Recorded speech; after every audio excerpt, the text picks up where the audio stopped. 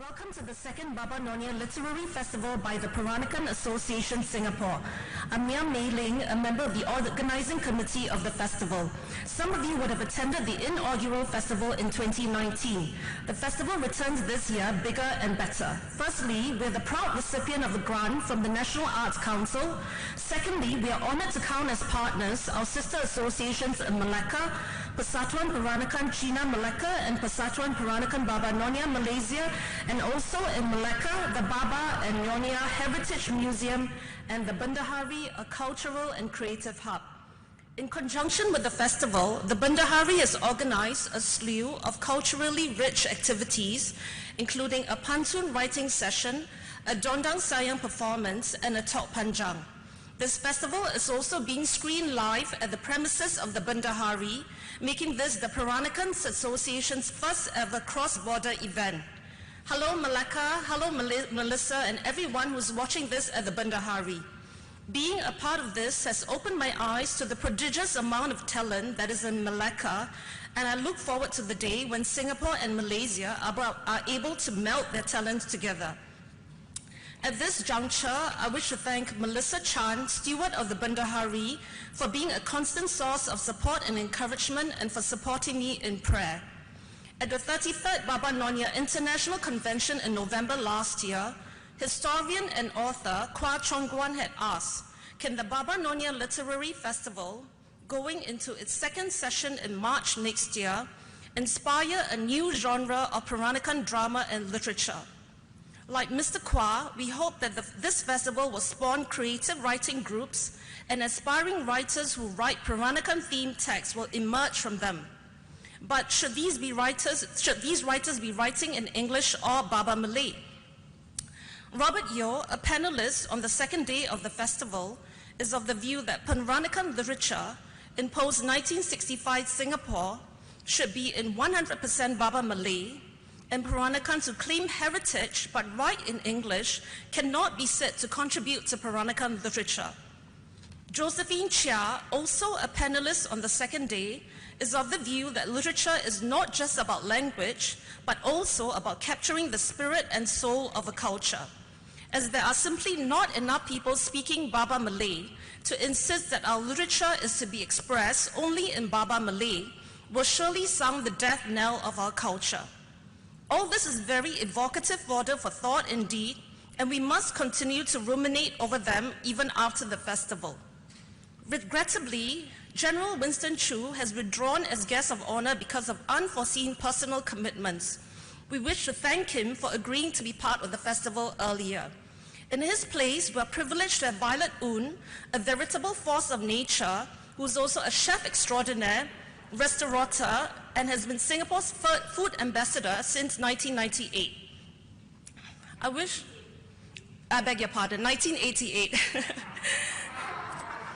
Yeah. I wish to go on to express heartfelt gratitude to the National Arts Council, our Malacan partners, the General Committee, in particular Colin Chi, President of the Association, for supporting the literary efforts of the Association wholeheartedly. Stella Wee for assisting with the logistics, members of the organizing committee, including Julia De Silva and Sean Sia, and finally, the participants of the festival, without whom this festival would not be possible. Organizing an event in a pandemic is no mean feat, and I wish to thank the good people at the National Library Board for their endless patience and for sponsoring this stupendous venue. Please note that we'll be using the Pigeonhole app to manage questions from the audience. Please scan the QR code on the screen or go to pigeonhole.at/Baba2022 to ask your questions at the appointed times for the Q&A sessions. Please note that your questions will be projected onto the screens and will be seen by everyone. Before I hand the floor over to Colin Chi, President of the Peranakan Association, I'm duty-bound to inform you that you have to keep your mask on at all times, sanitize your hands frequently, not to mingle with each other, and not to eat and drink. Please note that there will not be any intermission in the program. Lastly, I hope you enjoy the festival as much as we enjoyed putting it together. Thank you.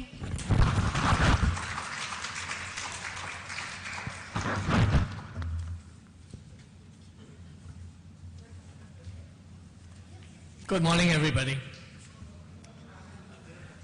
Oh, good afternoon. Oh, yes.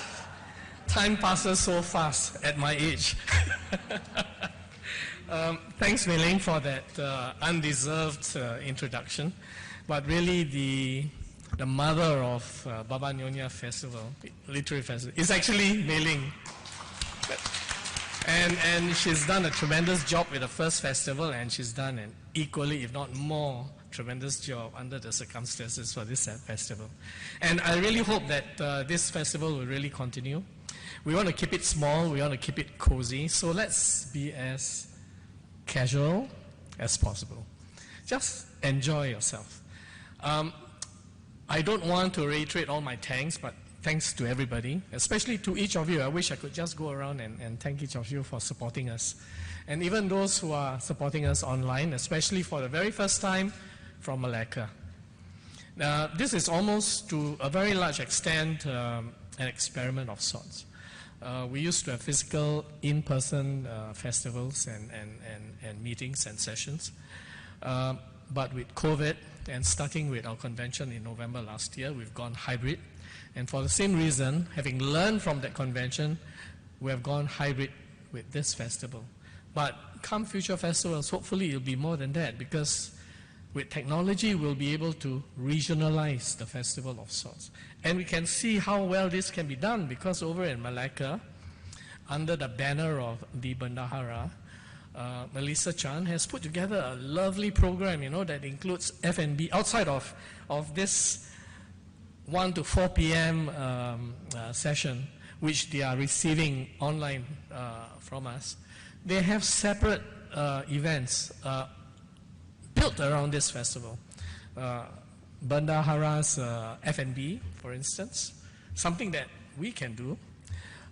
Certainly a play that's debuting over there, and poetry reading as well. So hopefully in future, when we tie in with having learned from today, this session this weekend, we can bring it forward to the other Peranakan associations in the region, not just in the region, but also in Australia. Some of them are already watching this online too, so I'll say hi to those of you in other parts of Malaysia, Penang, be it Penang or Terengganu or even KL, and even in Australia. Yeah.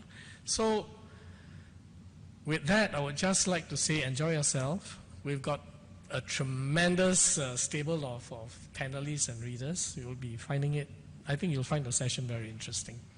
And without much further ado, let me just give you a sampling of pre-recorded reading of a poem from Melaka.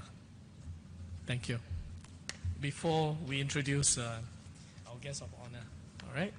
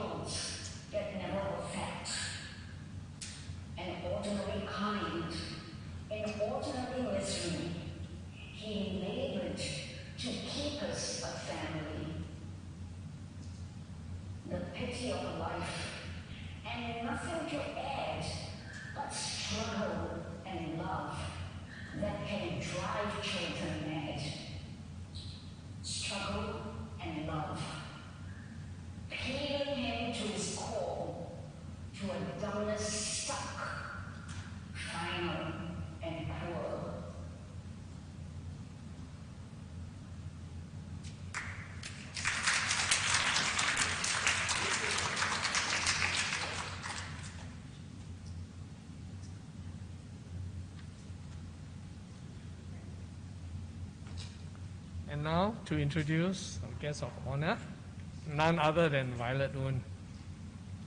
Nyonya.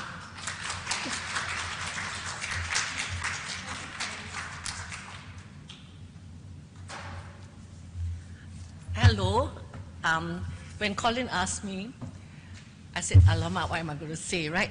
By the way, the typical Peranakan lady, I had my makeup done for 2 hours this morning. And I borrowed my croissant and all from Foundation Jeweler. And it's a typical Peranakan lady would go to the bank or the pawn shop to get their jewelry back for an occasion. So I'm a typical Peranakan lady. Maybe there's a lot that's going to be said, but I thought I should do a bit of history because there's a term that I always say, there's no future without respect for your past. Don't adore your past. Don't sort of be in adoration, but unless you respect and know it, how do you know that what you are creating is new? Right? And a lot of younger people now creating things, they think they are new. It's not. It's been done before, been there, done that. And I think it's important in our culture, and it's any culture, to respect. And I always give this example in America.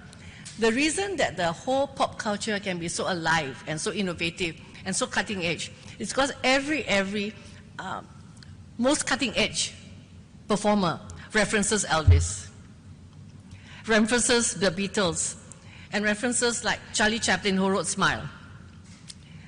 How many of people in music in Singapore reference The Quest? You know, and in not referencing, you are going to lose your culture. Now, I'm going to bring back to the past. I think in the 1970s, Peter Lee said I was the only person that wrote a 3-part series in the New Nation on the Peranakans. And the reason I do it is because I did not have a typical upbringing. My mother was a secretary, she was modern, she never wore the sarong kebaya, so don't I. Because you know why? Unless you're slim, you really look very fat, you know. Truly. So I'm only borrowing the croissant, okay? I'm wearing black. So she did not cook. So I was a person who learned through aunts and all that. And when you're not in it, you recognize it. When you're in it, you don't recognize it. It's too late. Your grandmother died or became senile and you don't know how to cook. I've heard this so often among the customers in my restaurant, the diners. They'll come in, oh, the last time I ate, my grandmother cooked. I said, what happened? Grandmother senile, forgot all the recipes. And nobody can ever cook again. So I told people, why are you using your phone to photograph rubbish, you know, your friend like eating loud? Use your phone to photograph your family's life. You know, to video your grandmother cooking 10 hours a day. And you're going to, because that will go. Your meals in this restaurant, that restaurant, 3-star restaurant, so what? Which is what people do every day of their life. And our culture is not documented. You know, it's not like the French at Escoffier that wrote that classic book, you know, and they have, it's documented all the way. It's not documented. So when I did this 3-part series, there was a thesis in the University of Singapore, which I found in the days before online, and I've forgotten, I'm trying to get the name. Something called Diana, I think. And she did a whole thesis about the culture. And it's very interesting. She said that, and you know, and I saw something in National Geographic, there's about 5.6% Malay in us. So I've always known that I have a Malay ancestress. And so whatever is Malay in our culture is not borrowed, it's us. And it may be very different from Malay culture now, because in any society, that point of borrowing is that one that it stays like that. So for example, the Chinese in Singapore that came from China 200 years ago, the customs that we have, China doesn't have at all. Because we took it, and you know, such sentiment and such love is exactly the same.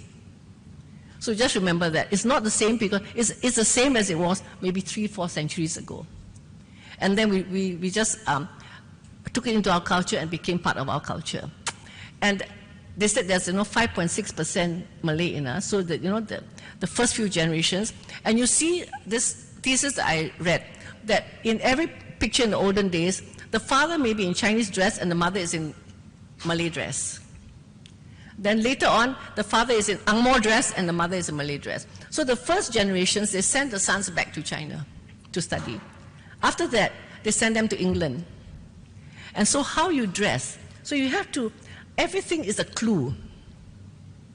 You know, then later the women were very song and dance, right? Peranakan women were like, I don't know whether you know, very scandalous, right? I mean, a lot of scandals, right? Let's be honest, right? Huh? Pardon? But we can talk about it. A lot of scandals, I can tell you. Run away from home, get boyfriend, or within the same social circle. Now we should write about it. Because it's so colorful. That's a wonderful part of our culture, that the women were liberated 1 century ago. You know? And if you can run away from home and have a boyfriend, somebody else's husband, it shows that it's true. And I think we all know who we're talking about. Like we know maybe 10, 20 women. But that shows the state of that culture, how women were always very highly respected. You know, and they could do that. This underlying story should be told. Because that's what your culture is. It shows the state of your women, it shows the state of your men. So, what's interesting that I think we have to, this afternoon is cookbooks, right? And I find that we should go further back, because each generation loses some technique. I did Singapore Food Festival in 2009, and the theme was Peranakan. And I asked, I'm a reporter, right? I think Colin knows. I said, I don't care, like, you find me one old woman, 100 years old, you know better. Cannot cook, don't care, we just teach her how to cook. It's a very good newspaper story. So somebody said, can my grandmother? And she came in a wheelchair. And they thought she was very shy. But it's the first time that the grandmother was thought of as a person. And I think we must remember all our grandmothers and great-grandmothers. And she came in a wheelchair, and she insisted, she did bawang kepiting, no, she did pong tahu, and she did kiam cha'a. Now, she's like 2 generations before me. Her skill and her knowledge and her touch is 2 generations before me. And I said, oh my. You know, how she threw the meatball. And so, when you're in cooking, those are the more important than the recipe. And how she treated the duck and everything. And so I learned so much from this. And she gave the cooking class in a wheelchair, right? But more interesting, there was a press conference. I think Colin knows, I keep on saying, can we engage our older women to be sharing recipes, you know, and they deserve their place in the sun. So, so the day before the press conference, this fellow told us, my grandmother is very shy before that, I don't know. By the way, my grandmother went to the bank to collect her jewelry. You know what it means, right? You know? By the way, she went to the bank to collect her jewelry. I said, okay. And she went to perm her hair. So I told everybody else, I said, I think we better do our hair and whatever. This old woman is going to outdo us, you know. And she came fully dressed. She was so beautiful. She was amazing, you know. That's why I said jewelry from the bank or the pawn shop. And we have to have stories about pawn shops. How people will go in and out, you know. And so she was so happy. She was a star. And she was the last person to leave the press conference. And now I'm getting older. I'm 72.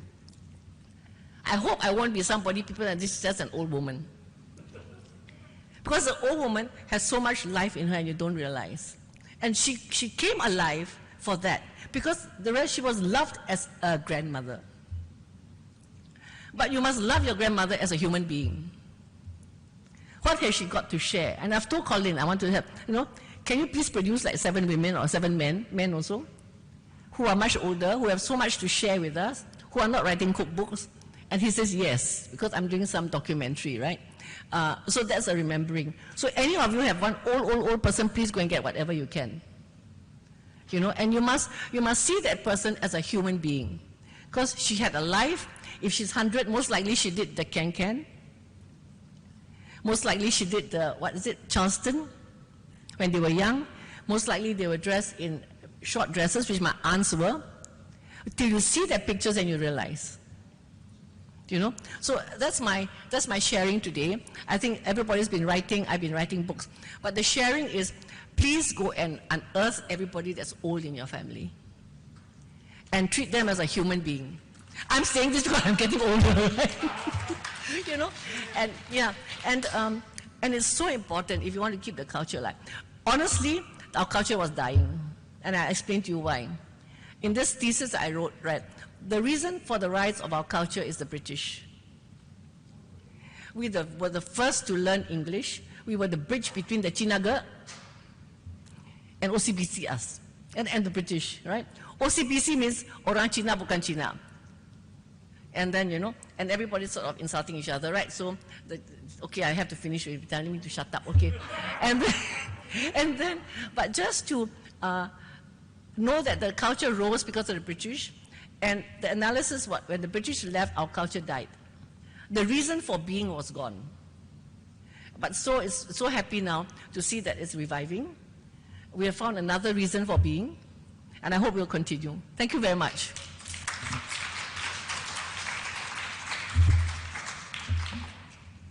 Okay. I know the sign like that.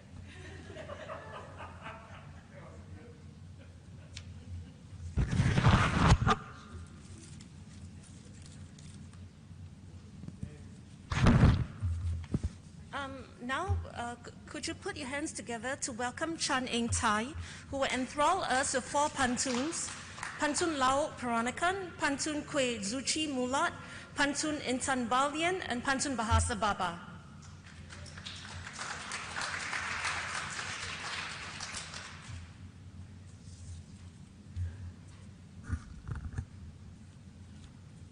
Selamat petang, Baba dan Nyonya. Apa khabar? Khabar baik. I was enthralled when I heard Nyonya Violet Woon to say that we are the OCBC, the orang Cina bukan Cina. Are we really orang Cina bukan Cina?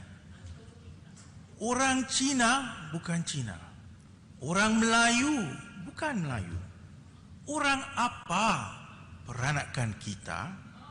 Orang Singapura kita tentu. We are the real Singaporeans.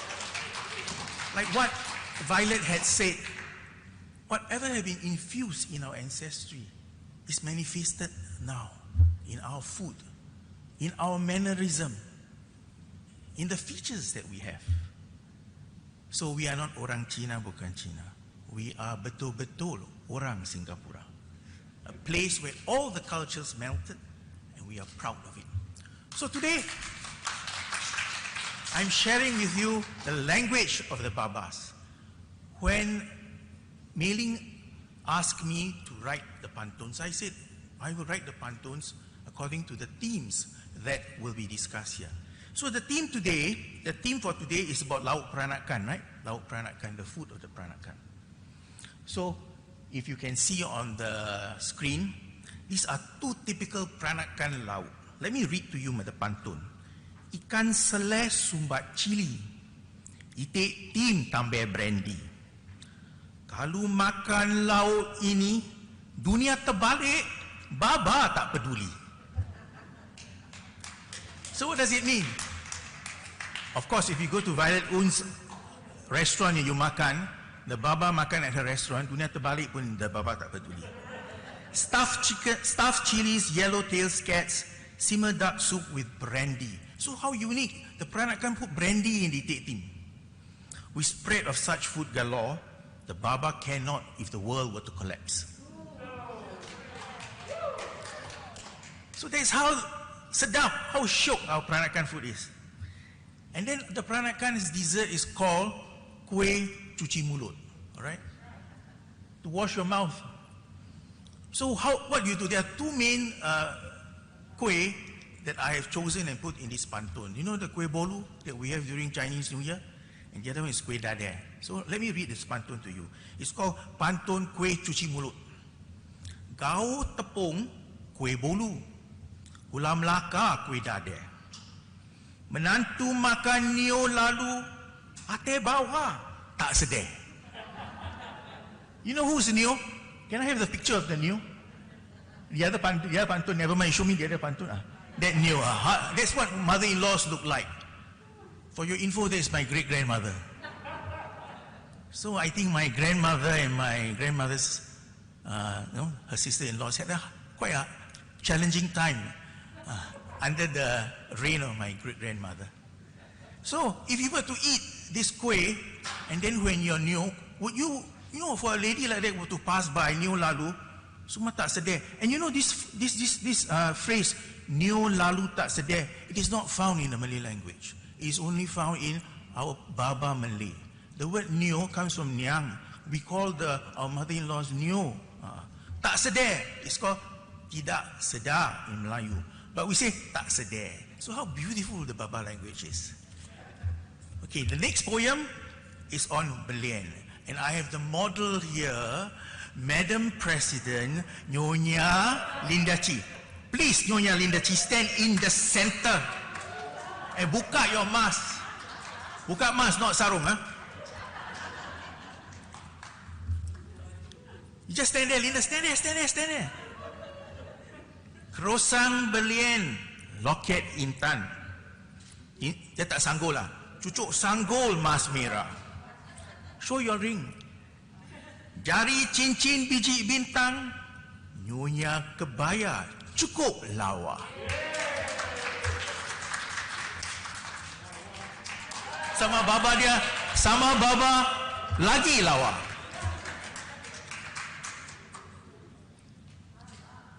So tomorrow you'll be talking about Nyonya fashion, Nyonya wear. Look how beautiful Linda is done in the Nyonya kebaya. And the krosang that Violet wore. Still, and then the jewelries that adorns on Linda. These are typical Peranakan heritage, Peranakan jewelry. So last but not least is our Baba Malay.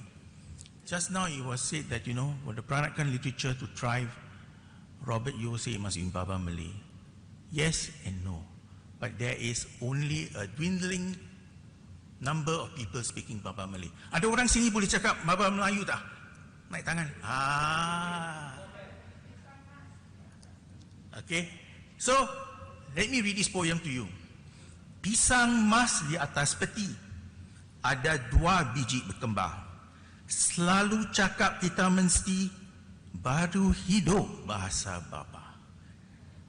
Golden banana atop a box. 2 twins from the comb. Always speak and write we must. Baba Malay shall endure and thrive. That is a picture of a Nyonya, of a Baba play. It's called Air Ditetak Tak Boleh Putus. Of course, you know the doyen of the Nyonya, of the Peranakan Theatre, GT Lai.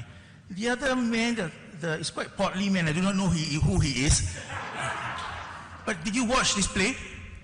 Go and watch the play if you have not watched. I think it was nominated for one of the Oscars of the Peranakan shows. So we must have more of these plays. Written in a smattering of Baba Malay. Tak apa, as long as we have this culture that we continue, this language that we speak. Then, Baba Malay baru hidup bahasa Baba. Nyonya dan Baba, tuan-tuan dan puan-puan, kamsia, terima kasih.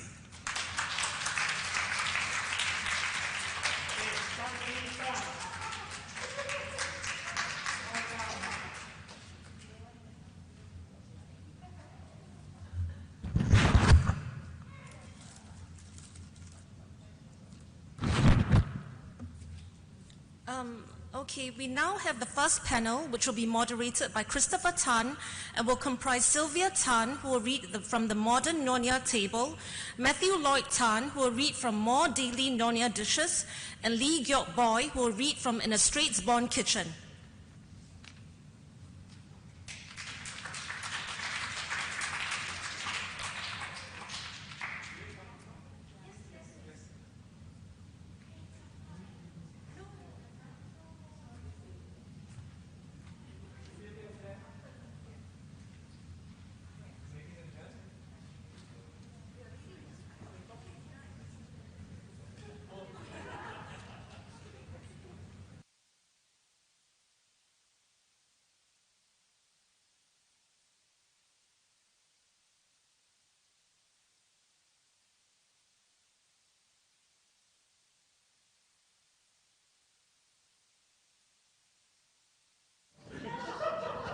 Hello, testing, okay. Everyone, please grab a mic. You have to press the little button to turn up. Please press the button just underneath the colorful thing. Yeah, press the button. Hello? Can you all hear us? Okay. Thank you for coming. It's so nice to see everyone here. It's so nice to see people in a room. Also colorful. And also colorful as well. Okay, we won't be reading as such because I don't think you want to hear us reading recipes, right?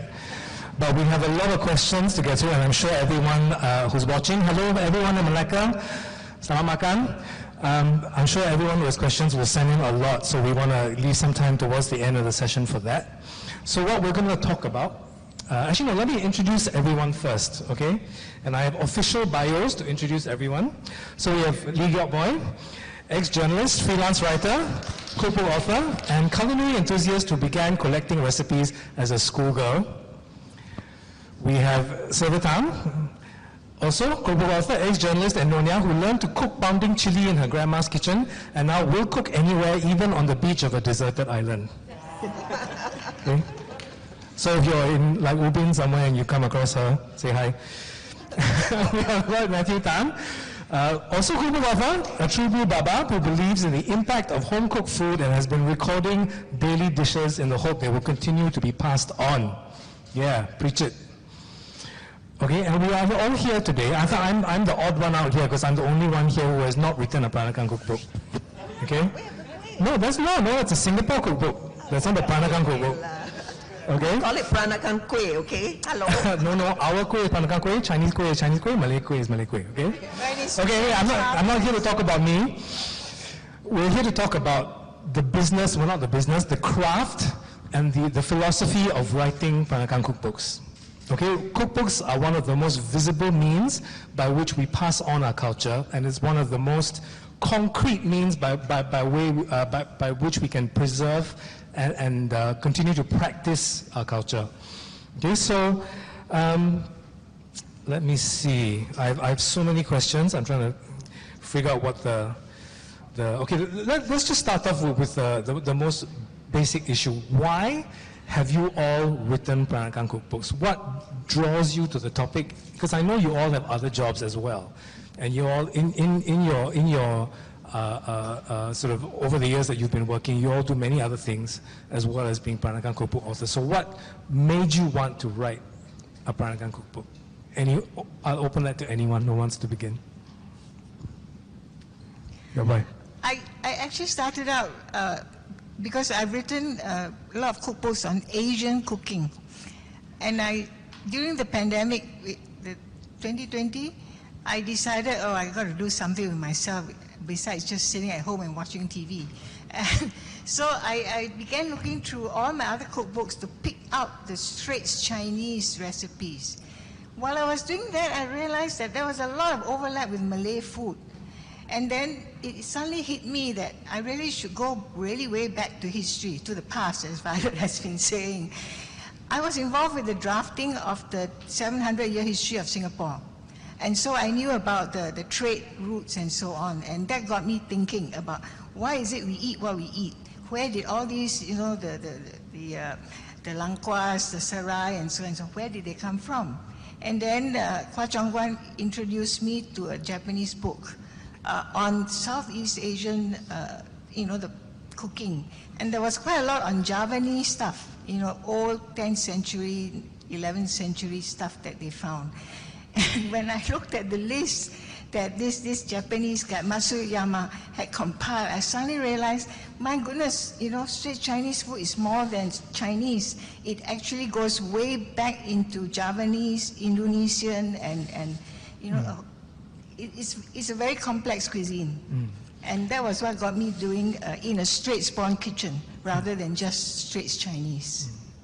So a quick note to all the panelists and future panelists, okay? Please hold your mic like it's a spring roll that you're about to eat. Don't hold it like an ice cream cone. Sorry. You have to speak into the top, then the sound comes across, sorry. Continuing on from that, okay, Lloyd, shall I call you Lloyd or Matt today? Matt, okay. Your book addresses a corner of Peranakan cuisine that we don't see in restaurants. Okay, your book is tell everyone the title of your first book and the second book. My first book is Daily Nyonya Dishes. The second book, which will be out in 2 months' time, I believe, is called More Daily Nyonya Dishes. So it's about the everyday food. It's what we cook at home in between the festival times. You know, you go to a restaurant and you will see all the rich, heavy, meat-forward, sugar-forward dishes that are more sort of for special occasions. But Matt's book addresses the simple dishes, the healthier dishes that we cook every day. So what made you want to take on that topic? Okay, basically, like what Chris mentioned, most of the books, or even if there's any book that has come out, it's a combination. It might have some daily dishes. So I decided that it is time that, you know, it's been documented. Daily dishes have been documented, because if it's not documented, it will be forgotten sooner or later. As time goes by, if the ladies or the grandmothers, like what Violet says, pass on and the recipes are not handed down, everybody will forget this particular genre of recipes. They are very, very simple. Some of them might just need maybe 2 to 3 ingredients, like ayam goreng tayu lada, which is a fried chicken with dark soya sauce. But a lot of people might realize that, oh, is this really Peranakan food? But these are the dishes that, you know, you would have it at home daily. Yeah. Mm. And Sylvia, your most recent cookbook is Modern Nyonya, am I right? No, I actually wrote, when we had our, 50th. Ah. 50th, I wrote a compilation of everything. Ah, okay. Food. Oh, yes. Singapore food, which is a short book brought up by IPS, Institute of Policy Studies. Yeah. And it just gives you a short history, potted history of whatever, of our food, you know. Yeah, sorry, go on. Oh, no, I was about to go on as to. Yeah. Well, I'm actually a journalist, but I've been writing cookbooks for years and years, and it's actually thanks to Lim Kim San, our ex-chairman of the SPH, who insisted that all senior editors had to write as well as part of their quota. Fantastic. Of writing. So a lot of the journalists I knew, they took a little filler and they wrote once a month a little short piece just to fulfill that writing quota. Okay. But I decided that I wouldn't do that. I mean, what's the point of it? So I decided to write a column on cooking. And the reason for that was I discovered that a lot of people do not cook. A lot of young people do not cook, and today if you ask them, they buy food. Yeah. They tapao all the time. They know all about Grab. I mean, Grab is recent, but before that, they'll do all the tapaos and whatnot. And I was appalled. There were even young people who had a new flat with no kitchen. I was even more appalled, shocked. Anyway, so I decided that when I do my Peranakan, I decided to do a Peranakan food thing, because I mean that's part of that's my culture. And I said, I'm going to make it easy. I'm not going to do like what the old Nyonyas used to do and say how difficult, how leceh, everything was so difficult, and you must pound everything, you must do this, must do that. I said, let's bring Peranakan food to the modern day. Let's use all the helps that we have and bring up food so you can do Peranakan food dishes every day within 15 minutes, no problem. I do my nasi ulam at the drop of a hat because I use a food processor, and it becomes like a Nyonya pesto. In all the 5 herbs that you want in it, it's in there. And I have it in the freezer. Whenever I want, I take out the rice, I put it in, put the, the coconut, the hebi, the vegetables, the cucumber, and mix it all, and that's a rice salad for you. And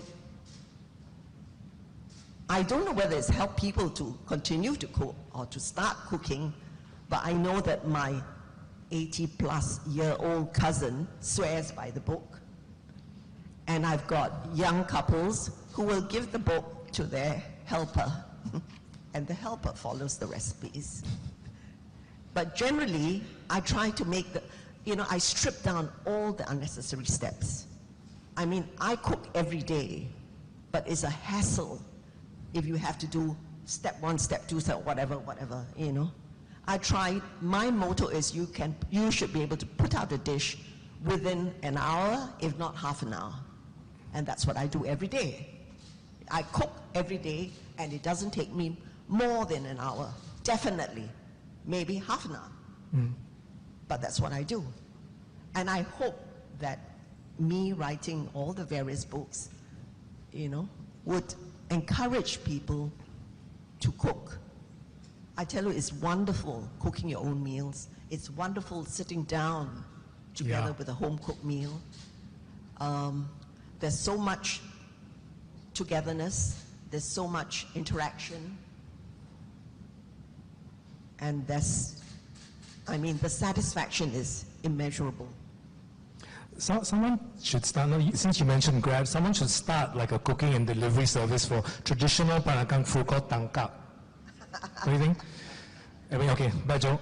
That segues nicely into my next question for Gyok Boy. And for those of you who don't know, Gyok Boy spent many years in the 70s and 80s as part of a reviewing panel for the Straits Times to review new food products which came onto the market. Things like cake mixes and then ready-made kaya, ready-made sambal, which was, you know, a first back then. And I just wanted to ask you what you think of the sort of the status of the food product situation that we have in our supermarkets now. Because back then, when you were reviewing stuff, you know, it was everything from peanut butter to instant noodles, right? All these new convenience items of Asian food were coming onto the shelves. And nowadays, it's 2 a penny. You go to every supermarket, even the dry goods stalls and wet markets, they have all the instant, you know, rempas and sambals that you could want. What are your thoughts on that? Do you think the quality has improved? Do you think we should be using them at all?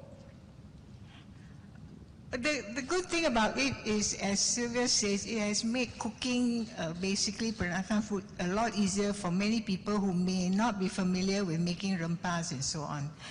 The bad thing is that it has become very standardized. So all the nuances that you get from different households, different cooks preparing it, the rempas slightly differently, you know, those little differences have gone because many modern women resort to these instant products that are no longer new.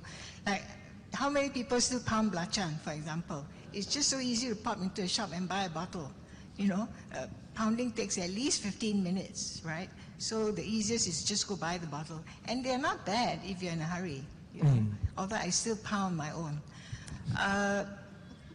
So one good thing about the appearance of all these instant rempas is that, you know, anybody can cook kind of Peranakan food. It's an entry point, you feel? Yeah, that's right. And then you can do your own, make your own little differences to the basic recipes, to the basic packaged rempas. By the way, they are not cheap, okay? I mean, I can produce that quantity, I can buy the same, you know, use the same amount of money to buy a packet, to buy the fresh stuff and I can do 3 times that amount, okay? But then that's you have to pay a price for convenience, right? Yeah.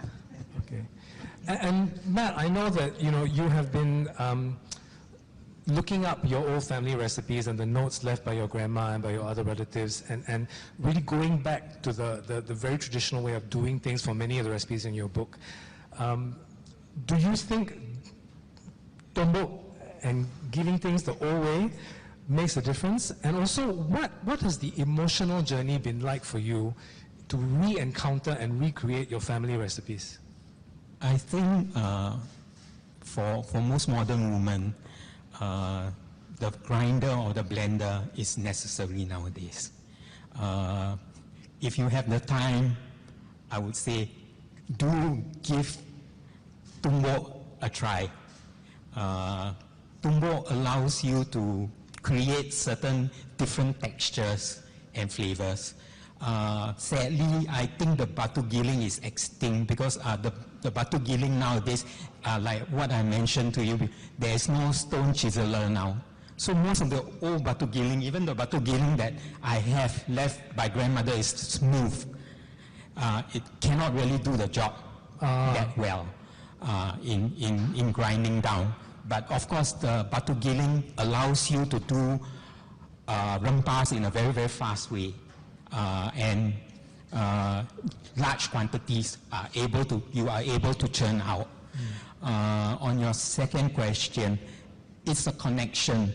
Coming out with those recipes in the book, somehow it evokes memories of these old ladies. Many of them have already passed on. In the new book, there's a recipe for more roti babi. This is something that's very, very different. She uses just chili, minced pork, and I think buah keras. And it's pan fried. And it was like a favorite snack, a tea time snack. We are all very, very familiar with the roti babi from Penang, but this is another form of roti babi. Where the pork is on top, is it not so much inside? And then you actually put a little bit of egg, and then you pan fry. Yeah, so it evokes memories of all these old ladies that have passed on, besides my mom, my aunties, and so on. Yeah. Yeah. So as a reminder of what Violet said also, save your family recipes. Please, anyone with aunties, grandmas, uncles, grandpas, record them. Okay? We are at a time in history where it's easier to record information than ever before because of smartphone technology. So there's no reason to let all these things be lost. It's so easy. Okay, please just start. I want to ask all three of you a question which has been burning in my mind for some years now, which is, nowadays we look at cookbooks coming from the West, and they all have overarching narratives.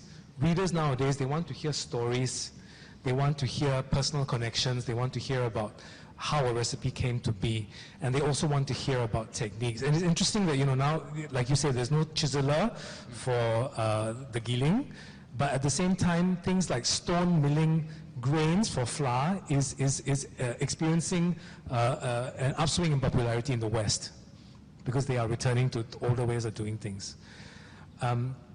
So readers want to hear about the nitty-gritty of how things are done. So I want to talk about agar-agar. Okay, and for the non-Peranakans who may be tuning into this online, agar-agar is the process by which you use your skill, your five senses, to assess what you're cooking, and you adjust your cooking on the fly to tailor it to the kitchen conditions and your ingredient qualities. Okay?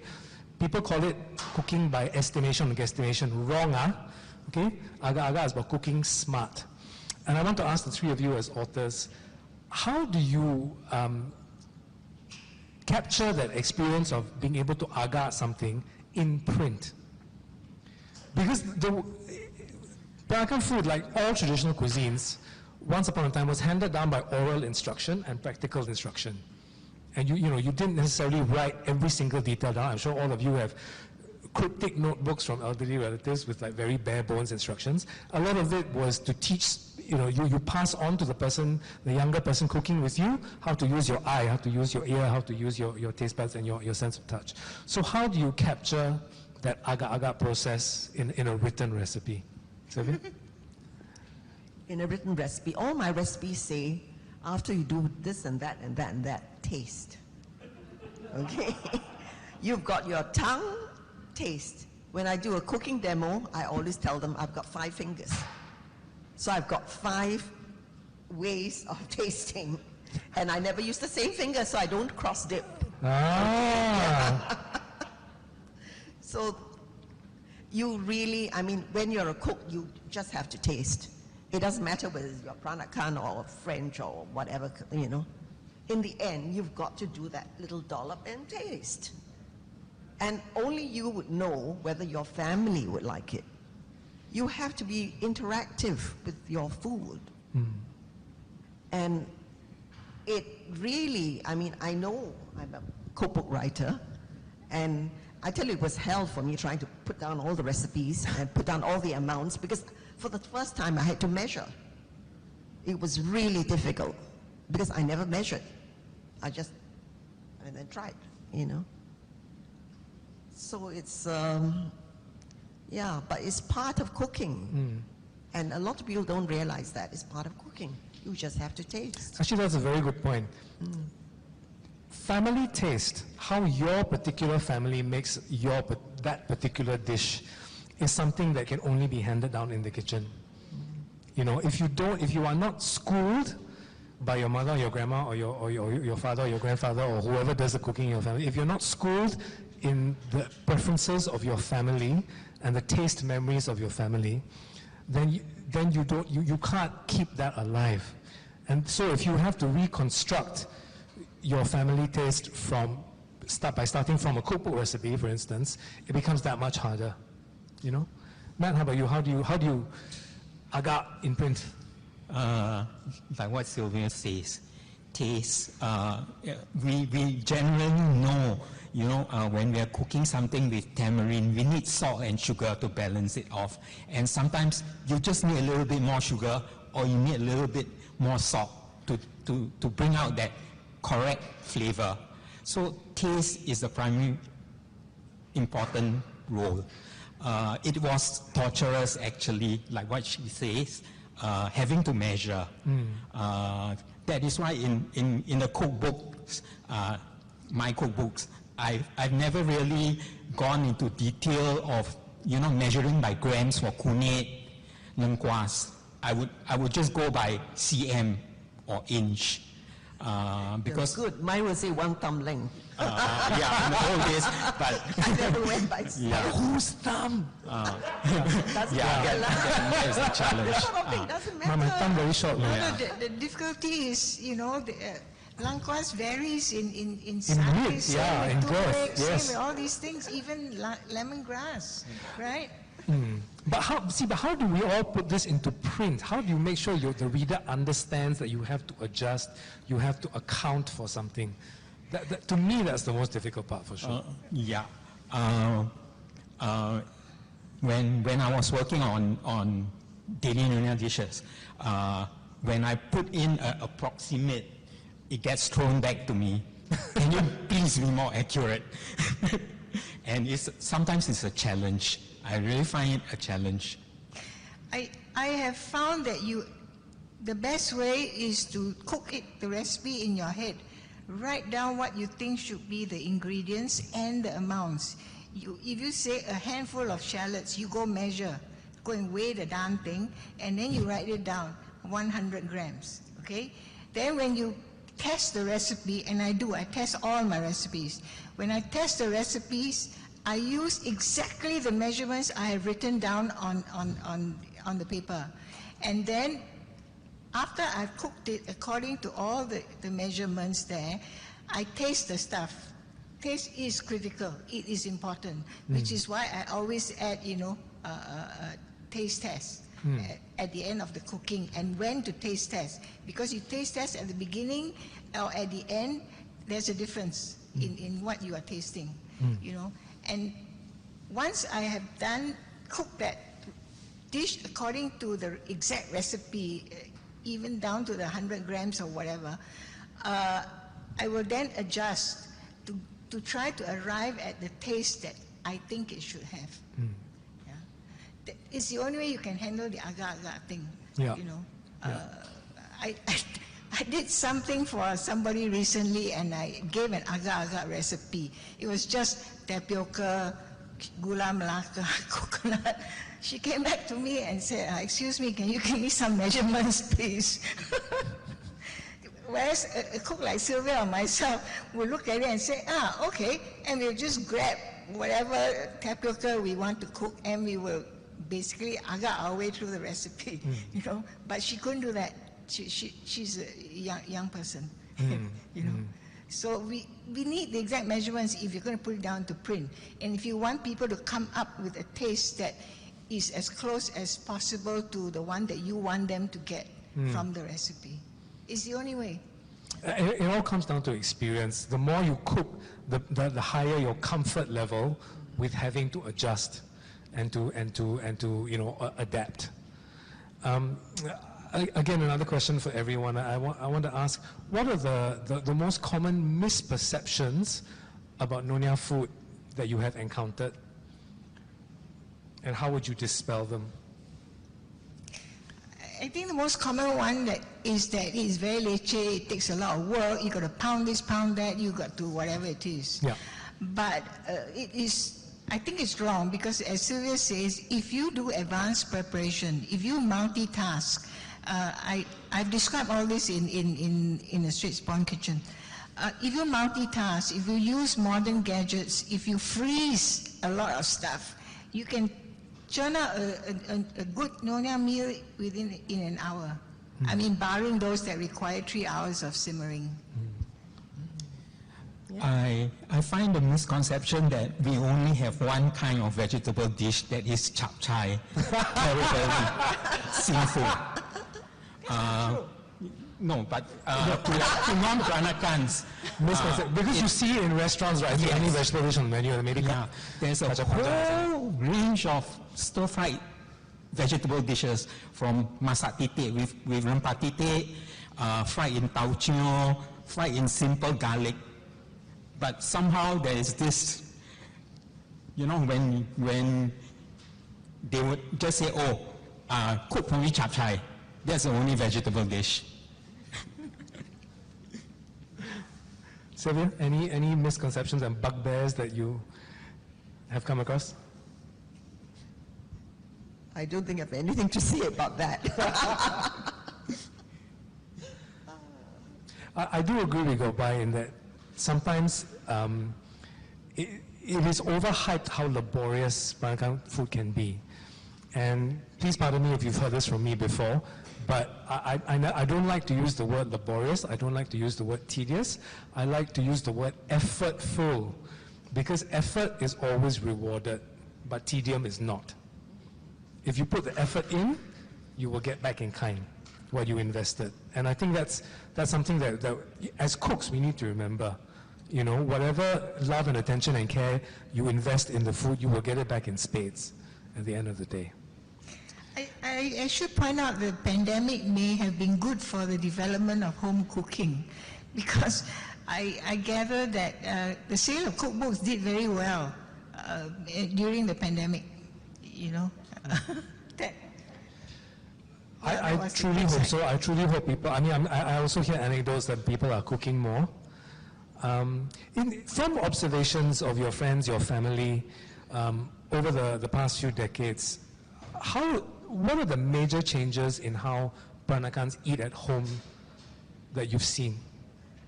Is there anything you can describe or quantify? They buy back a lot. They buy back a lot now. Yeah. Anyone? Yeah, they buy a lot more, sadly to say. Are you talking Peranakans specifically, or people in general, or both? Both? Yeah.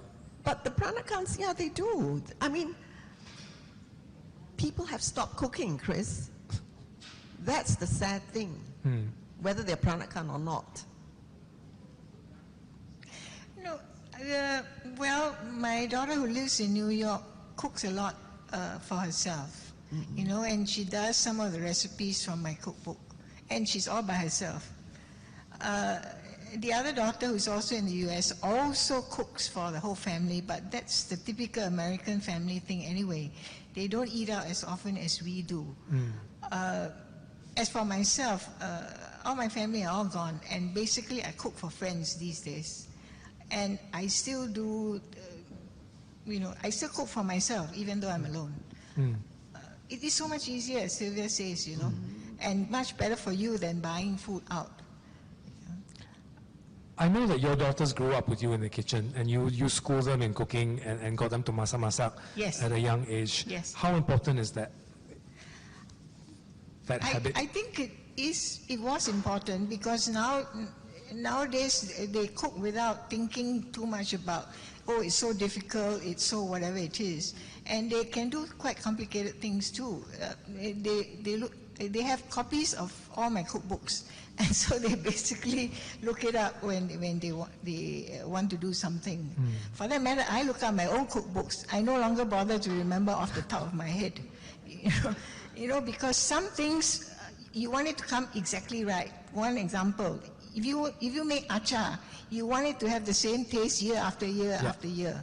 And I found that if you follow exactly the recipe down to the 100 grams of sugar or vinegar or whatever, the achar comes out the same every year. So yeah, they cook. I think that it was important to introduce them to this cooking as fun, because it was a Sunday activity for us. How do we do that? How do we continue to ensure that the younger generations will view cooking as something fun and not like a thankless task? And also, the second part to that question is, over and above the actual recipes, how do we communicate to younger generations of Peranakans and non-Peranakans the perspective, the philosophies of Peranakan cooking and tasting and taste preferences? How do we communicate that in order to preserve them? I think the only way to do it is to cook with them, with the children, and for them to see how you do things and so on. Like, for a time I lived next door to a Peranakan family, and they always cook every Sunday. They would make laksa, mee siam, or whatever, and the father would come along and he would peel the tauge and do all the various things, and the daughters and the sons would all, gather around, and everybody would help do whatever needed to be done. And then they'd all share in this delicious meal at the end of it all, So the only way is to actually do it with them. Well, I've got grandchildren now, and one of the fun things that we do is whenever we sit down and eat, I test them. I ask them, what are you tasting? Do you like it? What do you think goes into it? What's the smell? And I tell them all the stuff that's in we just did a laksa pesto, which is completely out of the whatever, But I told them the whole thing about what pesto is and how you make a laksa pesto.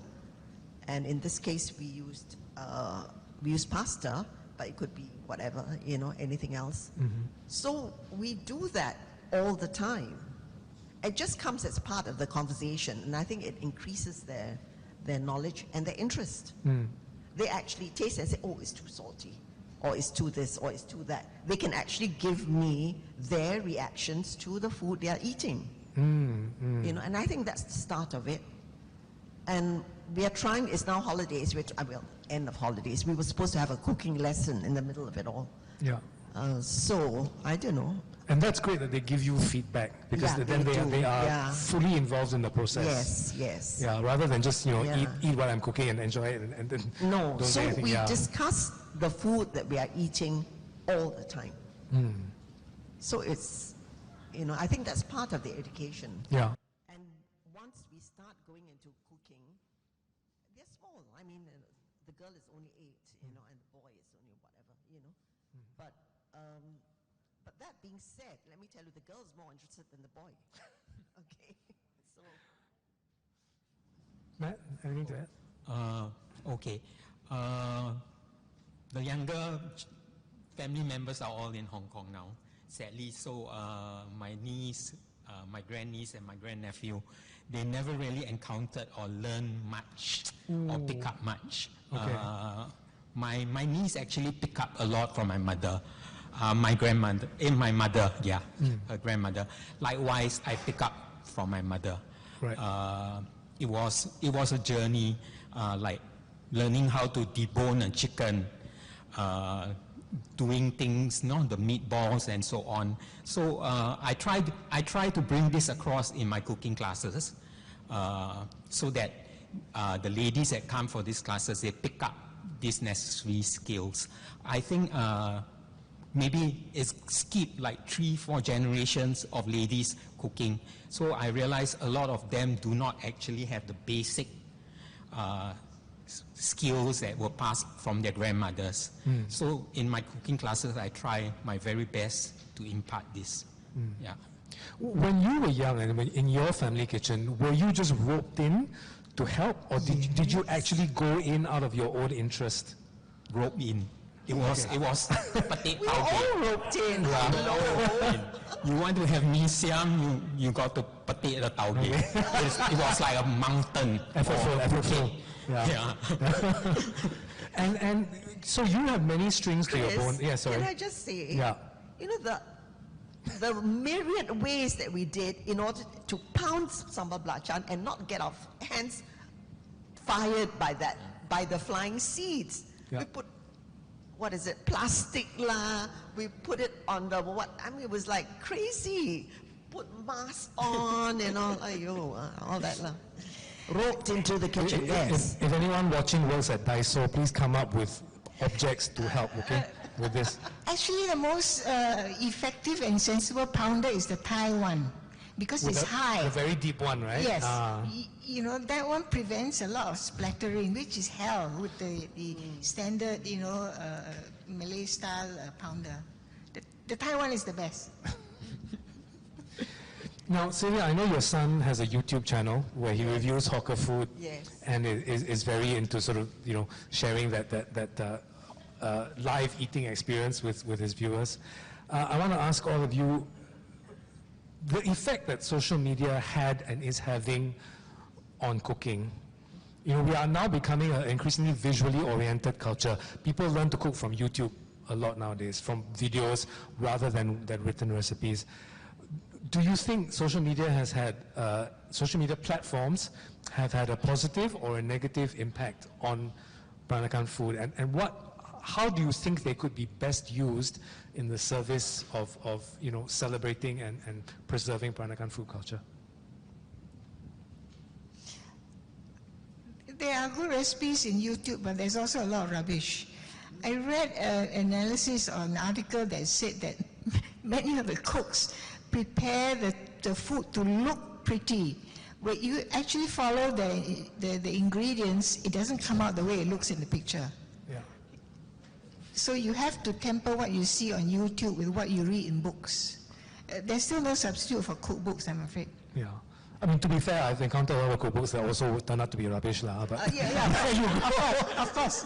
That's why you have to read not just one cookbook, but several cookbooks. Yeah. Because some cookbooks, that's my experience. If you look through like ethnic cookbooks, for example, like Lebanese food or whatever, sometimes they try to dumb it down for the foreigner, and which is what I don't want.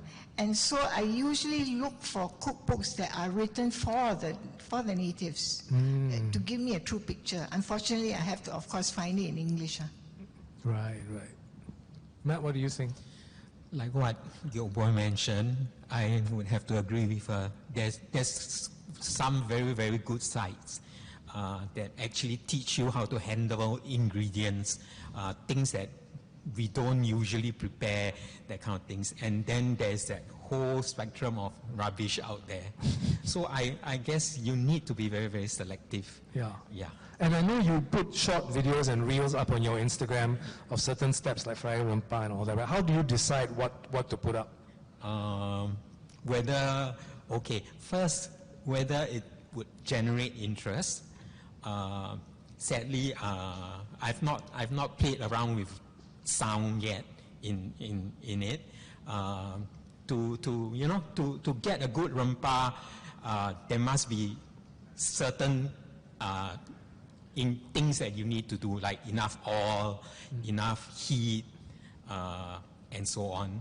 And sometimes in the reels or in the videos, it just does not work. We know when the rempah is ready, it's by the smell, the fragrance. Sometimes the indication is sneeze. Yeah. When you sneeze, If you sneeze means it's good, right? Yes, yeah. yes. Correct. Yeah. So sadly, it cannot come across sometimes. Right. Yeah. Well, I feel that any new avenue is an advantage. It just promotes the cuisine. And I think if it's a lousy if it's a lousy recipe, it's going to be a lousy recipe anyway. Right. So Right. you will discern which are the better ones. So I'm quite relaxed about it. Yeah. It's very hard to do a video, It is. Yes. Yeah, It it's is. very hard It to is, do a yeah. video. Yeah. I mean, my son has asked me, why don't I do a video? I said, too leceh, no, I don't want to do videos. It is very leceh and it It is, requires I a agree. lot of It's editing. to you to do, it's, and then all that editing. No, Yeah. no, no. Yeah. I am actually very tickled by the fact on YouTube now there are all these village cooking channels. A lot of them are based in India, but there are some in Indonesia and elsewhere. And they really show the old ways and the long-winded ways of doing things. Whether it's like marinating chicken or actually making a wood fire to actually fry stuff. And I find that very educational. I can really see how 2 generations ago. Chris, I've learned a lot of stuff from YouTube, okay? Yeah, I mean, yeah. not necessarily cooking, Yeah. but, I've learned how to use my aircon remote just by No, but in terms of the heritage education, I feel that there's a lot more now than there used to be. Yes, certainly. there's a lot of useful stuff in it. Yeah. Okay, we're going to shortly start taking questions, but I want to ask all of you, is there one or maybe more vanished Peranakan dish that you wish could be resurrected? Okay, and without worrying about how long it takes or whatever, what would you most like to eat that you have not eaten for a very long time? I can't remember the name, but it's the one where they put prot kambing, Pork kambing. Prot kambing, and it's a sour thing. The Hailam Chompos used to do it. I forget the name of the dish. So mutton intestines. Yeah, with- it's the insides, Okay. And then it's very lemony and it's hot, chili hot. It's a gravy dish, is it? It's a soup. Yeah, it's great. Okay, anyone in Melaka knows? Stomach? What is it? Prot kambing? Mutton stomach, is it? Tripe. Yeah, whatever. Yeah. Assam tripe. No, what's the name of the dish? Prot kambing, is it? Just prot kambing, right? And it's cooked by the I think Hainanese. it's So it's a lot hybrid. of lemon. So it's a hybrid. Asu? Joya. Joyap, Guanosun. I can't find it. I mean, I don't even have the recipe. So what I don't even know what how is to the do- Hainanese link then? It's done by the Hainanese cooks. Right, We all right. had Hainanese cooks at that time. All the tok panjangs were done by Hainanese Yes, cooks. yes. Yeah. All the Hainanese chompos, they call it. Because Because they they come to were- the house and they'll cook a fantastic meal. They were cook boys. When they first came to Singapore, they were the last dialect group to Yeah. come to Singapore, and they ended up working in Peranakan homes and so And on. the English Yes, households. as well, yeah. So they would do all the English food, Yes. and they would do all your pork chop and all that. All came from So them. they learned baking and so on, and that's why Hans and so on were Yeah. all originally Hainanese. And that's why the very first Peranakan restaurants were actually opened by Hainanese cooks. Yes, Yeah. yes.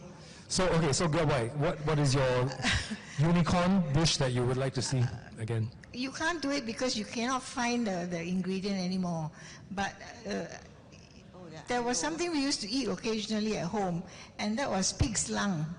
Oh, tihi. Tihi, Tihi, charabong, is it? tihi masala. Yeah, tihi masala. How did you Tihi get charabong. it? That one. Also, Because I went to the butcher's. can't find tihi. Yes, during Chinese New Year, but before Then Chinese now. New Year, I went to my regular butcher at the wet market and said, I want to buy lungs. And she looked at me and she said, nobody eats lungs. Yeah, and I it's said, no, banned. I do. She said, cannot get. No, it's banned now. Supply, you have to get the supply. I see. And ready cleaned you can buy. Is it clean? Cleaning is the worst part, right? With lungs. Cleaning is not difficult lah. No, you Yeah, got but you have to rub with salt, you have to rush. No, and Press out the thing. You boil it, and you put the Takes tube long. out, Yeah, you you boil put the it, tube, water all the comes stuff out, comes you out. boil You put the it tube all out. Till the blood and stuff comes out, and then you slice up the thing and then you wash But I it. thought it's because of Nipah virus, tihi disappeared. There was some virus that came and because it's a all respiratory the inside, organ, yes. they think it could be, I remember once there was a cultural convention a few years ago, and you were on stage, Sylvia, and then someone was asked about tihi charobong, and someone said, "Can we use prawns instead?" And you went, "No lah!" Okay. I would like to see a better grade of grago. Ah. The chinchalo, the tohe. But you did the grago, what? Your Yes, yes. grill, But your now, grill nowadays, fritters. the grago, they are practically leached out in water. There's hardly any flavor. And it's not possible for chinchalo and that kind of things. You know, bottled chinchalo is so salty. The homemade versions were never salty. As salty as what you get now. And of course, you need healthy oceans for healthy gragos. Yes. So, you know, that's a problem all of us are going to have to contend Well, the with. Japanese, they still do the sakura ebi, so maybe you can find where Yeah. the source is. Okay, the questions are popping up behind us. Okay, I just want to tell everyone out there, I see I've got one question. I still pound ha. I'm not going to address that, okay? You still pound, good for you, but we need questions. Okay? Let me see. I will pick and choose from these. Okay, the second question at the top. Could you elaborate the differences between our own sambal belacan and the outside hawkers, brackets, Chinese wok stall, etc.? Some add garlic and onions, which is shocking. Does anyone have anything to say? Yes, they don't put kaffir lime too. No down lima perut, which is really essential. Huh? Yes, I don't know, but it's so nice. with the Sometimes I do, I but don't know. not always. I always do, yeah. So to me, that makes the key difference. So, okay, let's just do a quick survey. How do you all make sambal belacan at home? What do you put in? Can you just quickly run through the process and the ingredients? Mine's very basic. I still pound the stuff, and it's just chilies and toasted belacan. That's all. What kind of chilies? Chili padi mixed with the fat chilies. Okay. Matt? Chili padi mixed with fat chili, daun lima purut, belacan. A little bit of salt, no sugar. Yeah. And which belacan do you use? Penang style or Melaka style? Or? Penang, if I can, Penang belacan you can get, but Yeah. I've used Malacca. Malacca belacan nicer. too, Okay. from the No, the Portuguese. Malacca with belacan is much nicer than the Penang. Yeah, but how to get? I don't know. I managed to get my supply somehow. or Well, other. I used to get it whenever I made trips to Malacca, but these days nobody goes anywhere. So Can't get. I don't have. I still have. I can't get it. You're talking about the semi-moist Melaka type, right? No, or the very dry one. It's dry. Oh, the but cake, the it's cake. the round one. The round rather cake. than it comes like a cannonball. Yeah. And it's made by the yes, Portuguese. the spherical one. Yeah. So what do you put in your sambal belacan at home? Same like him. Okay. You know, but I do it in a food processor. I do it in a food processor, and it's still kasar. Yeah. Because I don't do it until, I don't obliterate it until it's Yeah. smooth. Yeah, I leave bits of it. Yeah, your coarse mouthfeel is important, right? So, I mean, hawkers, you... I must say something else. You know how I toast my belacan? How? I put it in a cup, cover it with a little bit of water, and I put it in the microwave. 1 minute, and that's it. You put And water it's- on it and you No, microwave not it? water, No. sorry, oil. Oil. Yeah. Ah.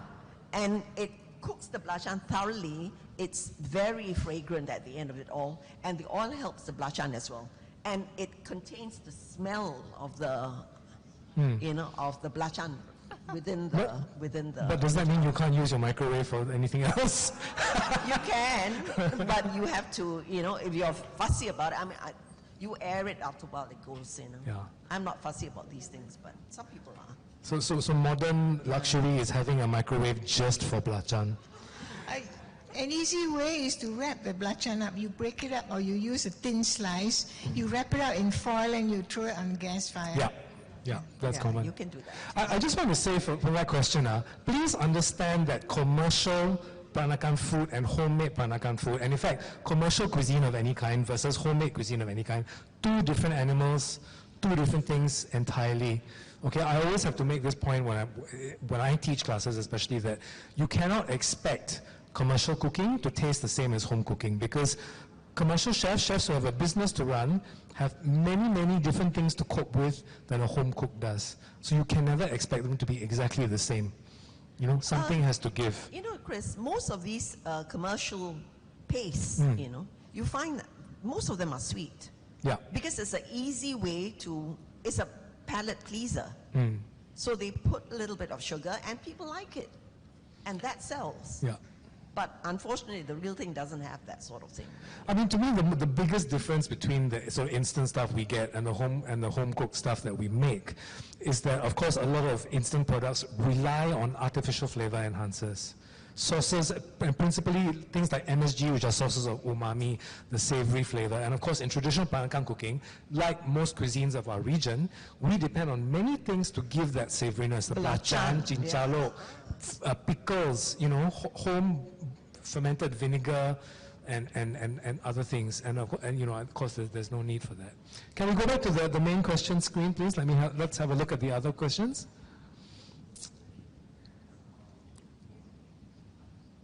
Matthew, while you interviewed the elderly ladies you knew about their daily recipes for your cookbook, did you video them cooking too?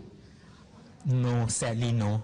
Okay, then there were not many videos of them. The only video that I have was, that I managed to get was from my mom's sister's son on how she ikat kway chang. Oh. Yeah. How she cut kway chang? Ikat kway chang. How she tied the kway chang. Yes. Sadly, no, I did not get any deep videos. Okay. Back to okay. What brand of food processor would Sylvia Lim, who's Sylvia Lim, recommend to simplify Malaya cooking? I'm also Sylvia Lim. Yeah. Oh, right. Okay, fair enough. Oh, right. Yes, that's right, yeah. I don't know, I'm not fussy, you know. I mean, I'm the last person. I use whatever's on hand. So I find the Philips, the glass model, very good. You know, it gives a very nice, smooth paste. Right. I like the big ones. I have different sizes because I want yes. small amounts and then you have the big one. But the big one, I forget the name also. You see like how there's old? brown. Brown is not bad. Braun? Yeah, the brown. No, not Braun. It's something else. It's a very famous. Bosch? Not Bosch, something else. Anyway, never mind. I forget. Hopeless. Molinex, is it? Old already. I think you need to experiment with different brands. The Philips for the medium one, and then the big one is something else which I use. So when I want to do a major sambal or rempah, that's what I do. I personally go with Indian brands because those are heavy duty. No, I don't like Sumit. No, not Sumit. No. But there are many burns out others. on you all the time. I've gone through 2 of them. It all burnt out. Same problem. The thing about the Indian processors is somebody, you know, who was mechanically minded one day opened up it and he was quite horrified at the wiring system. And so did not recommend it to any of us. Yeah. No, mine just blew up. That could be why. The wiring. Now, of course, you tumble everything, right? Okay. I actually use an American brand called Blendtec. Blendtec. Yeah, I use Blendtec. That's a super high power one. Yeah. Okay, back to the question screen, please. Okay, the first question, where can we, the younger generations, learn how to cook Peranakan food? Are there books, video, TV programs similar, like how America's Test Kitchen exists in Singapore or Southeast Asian region? Well, I don't have a TV program or anything like that, but I have children of friends who have wanted to learn how to cook, and particularly before they went away. And so they'll ask me whether they can come and watch me. Right. So I've done a few of these. They come over for one afternoon and we have a demonstration, and they still cook Peranakan. I'm glad to report. Yeah. But besides your own books and your own family sources, have you come across any media out there which convey not at all? No. Okay. Our apologies to the question asker. It seems like none of us have really come across. I mean, there are good food channels. You know, Jason ASEAN in Malaysia. He has a lot of interviews with old school cooks on his YouTube channel, and he goes into their kitchen and films them cooking. And I find that, you know, if you can absorb by watching, I find that's good. But yeah, I can't think of any specific Peranakan food sources. you know, which means, quite frighteningly, that it's up to us, you know, to write and to produce all these things. And by us, I don't mean just us on this stage. No, but I mean everyone in this room and But watching. Chris, do you realize that Peranakan food is very, very, very popular? I mean, everyone loves laksa and mee siam. I mean, you go everywhere, they've got their versions of all these things. You know, it's highly popular. I would say the concept is popular, but whether that translates to people actually cooking it, yeah. I mean, that's something to go from. The question is, how do we get it out of restaurants and into kitchens, right? Question for Violet. We have a new reason for being. What is the new reason? Violet? Yep.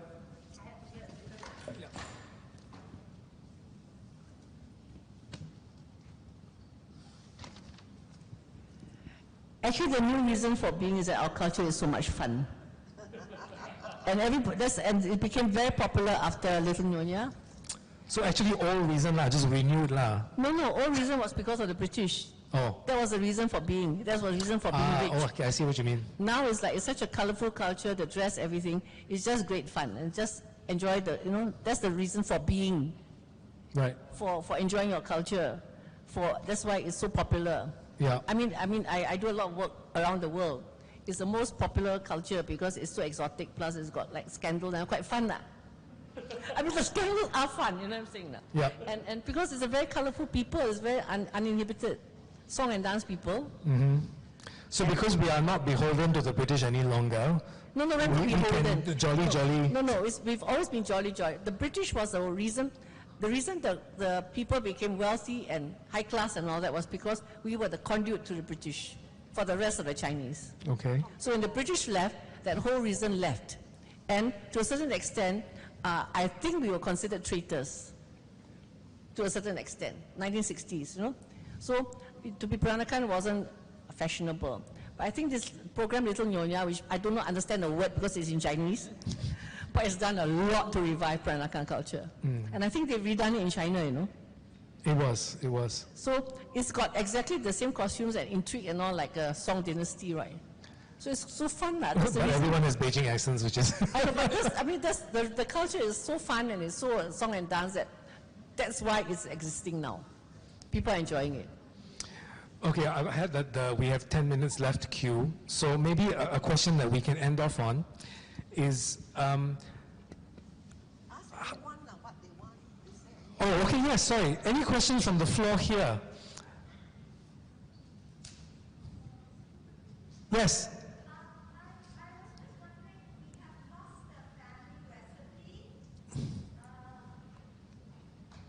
Just shout, we can hear you. We lost the family recipe. It's called Fuyong Hai, but it's not this crab that is fried with egg omelette. It's a steamed egg custard with whole crab inside and with brandy. Oh, Fuyong Hai, steamed whole crab in custard with brandy. Sounds like a version of otak. No, it's whole crab with shell.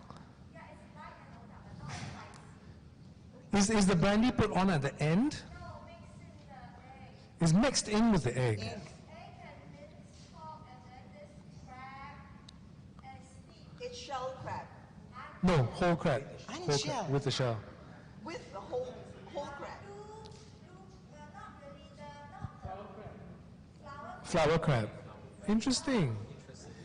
Never heard. Never heard of it. Never heard.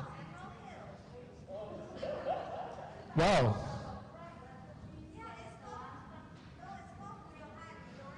So for people watching, the questioner, her family had a recipe for a dish which they call Fuyong Hai, but it was not the Fuyong Hai you see on Chinese restaurant menus. It was whole flower crabs steamed in a custard that had minced pork and brandy beaten into the eggs before the whole thing was steamed. And actually, no, I've come across, in Chinese restaurants here, I've come across crabs steamed with egg white and maybe some Shaoxing wine or something. Right. But that's not called Fuyong Hai, and that was very Chinese.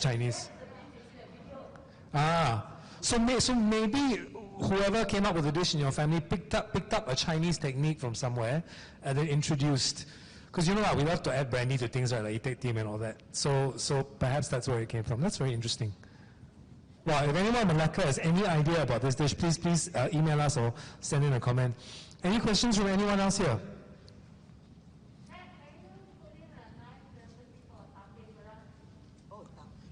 Tape Berasa. I have the recipe in my rice book, and I think it's also in the Straits-Born Kitchen book. Okay. Yeah, She answered you. there are several Malay cookbooks with the recipe, and I think the problem these days is to get good quality ragi tape, which is not always easy to find good quality ragi. Tape goes back to the 10th century in Java. I think the ragi, you need to go to a Chinese medical shop. No.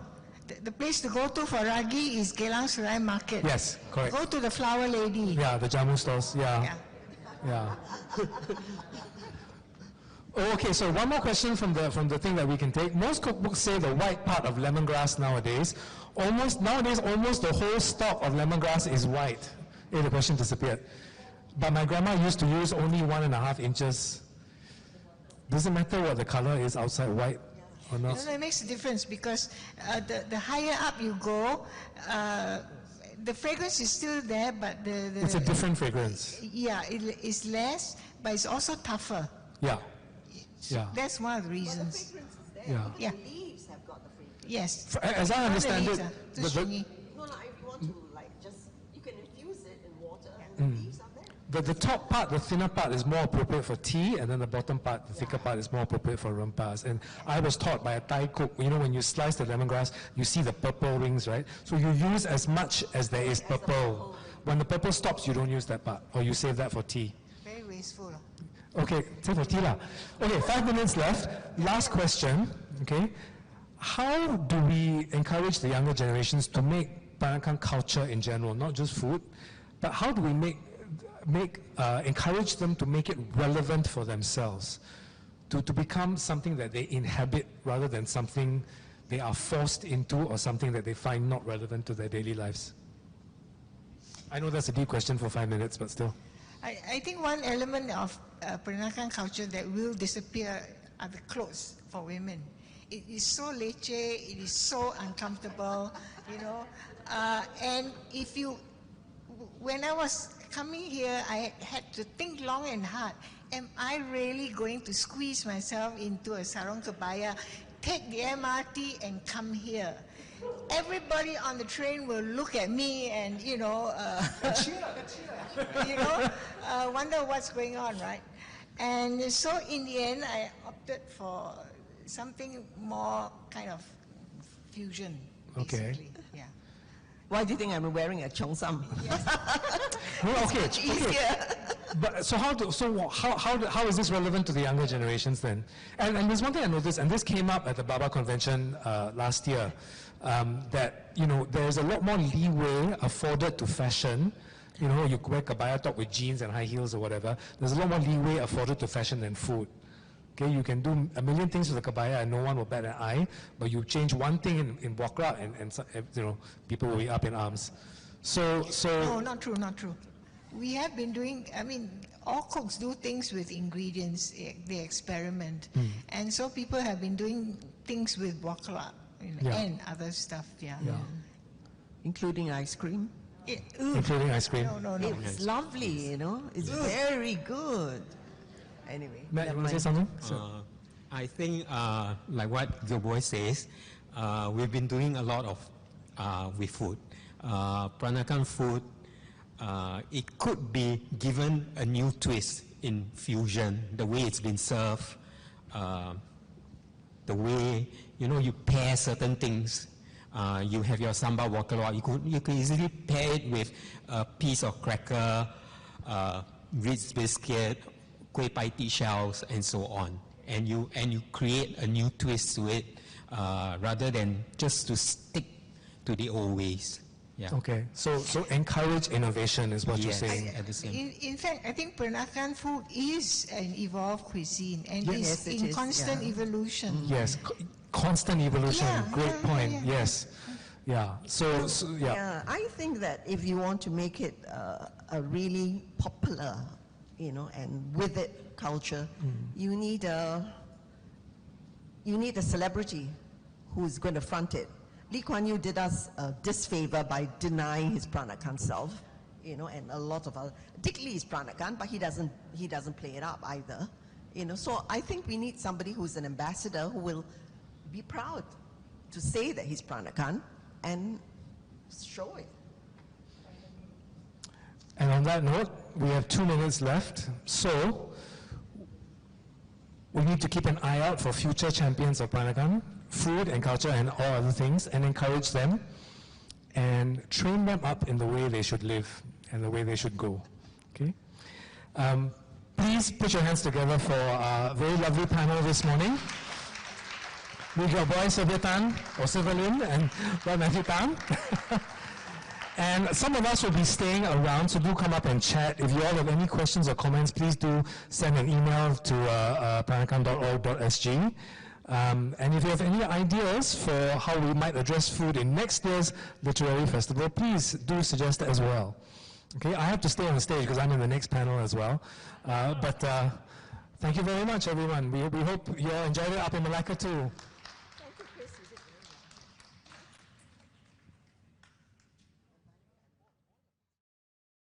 Hello, everybody. Well, I received sort of the whole wide range of reaction from people I didn't know on Instagram and Facebook.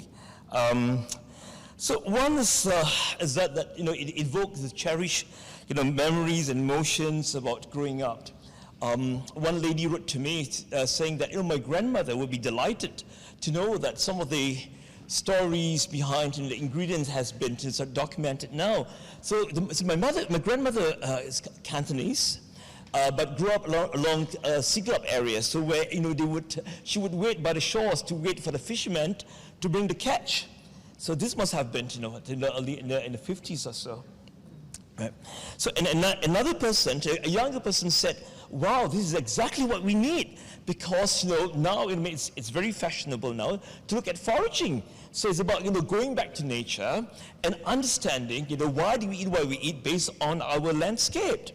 From the ingredients that we use in the food to packaging to food as medicine. So those are great. But I received also another one which I thought was equally good, but has a different take. It's about the disagreement about the nature of the Peranakan identity. So I thought it would be apt for me to share here. So allow me to read this passage that seems to be the focal point of this disagreement. Yeah? I think we are among friends. We can be frank about these topics. Yeah. So just give me a minute. Let me just pull it out.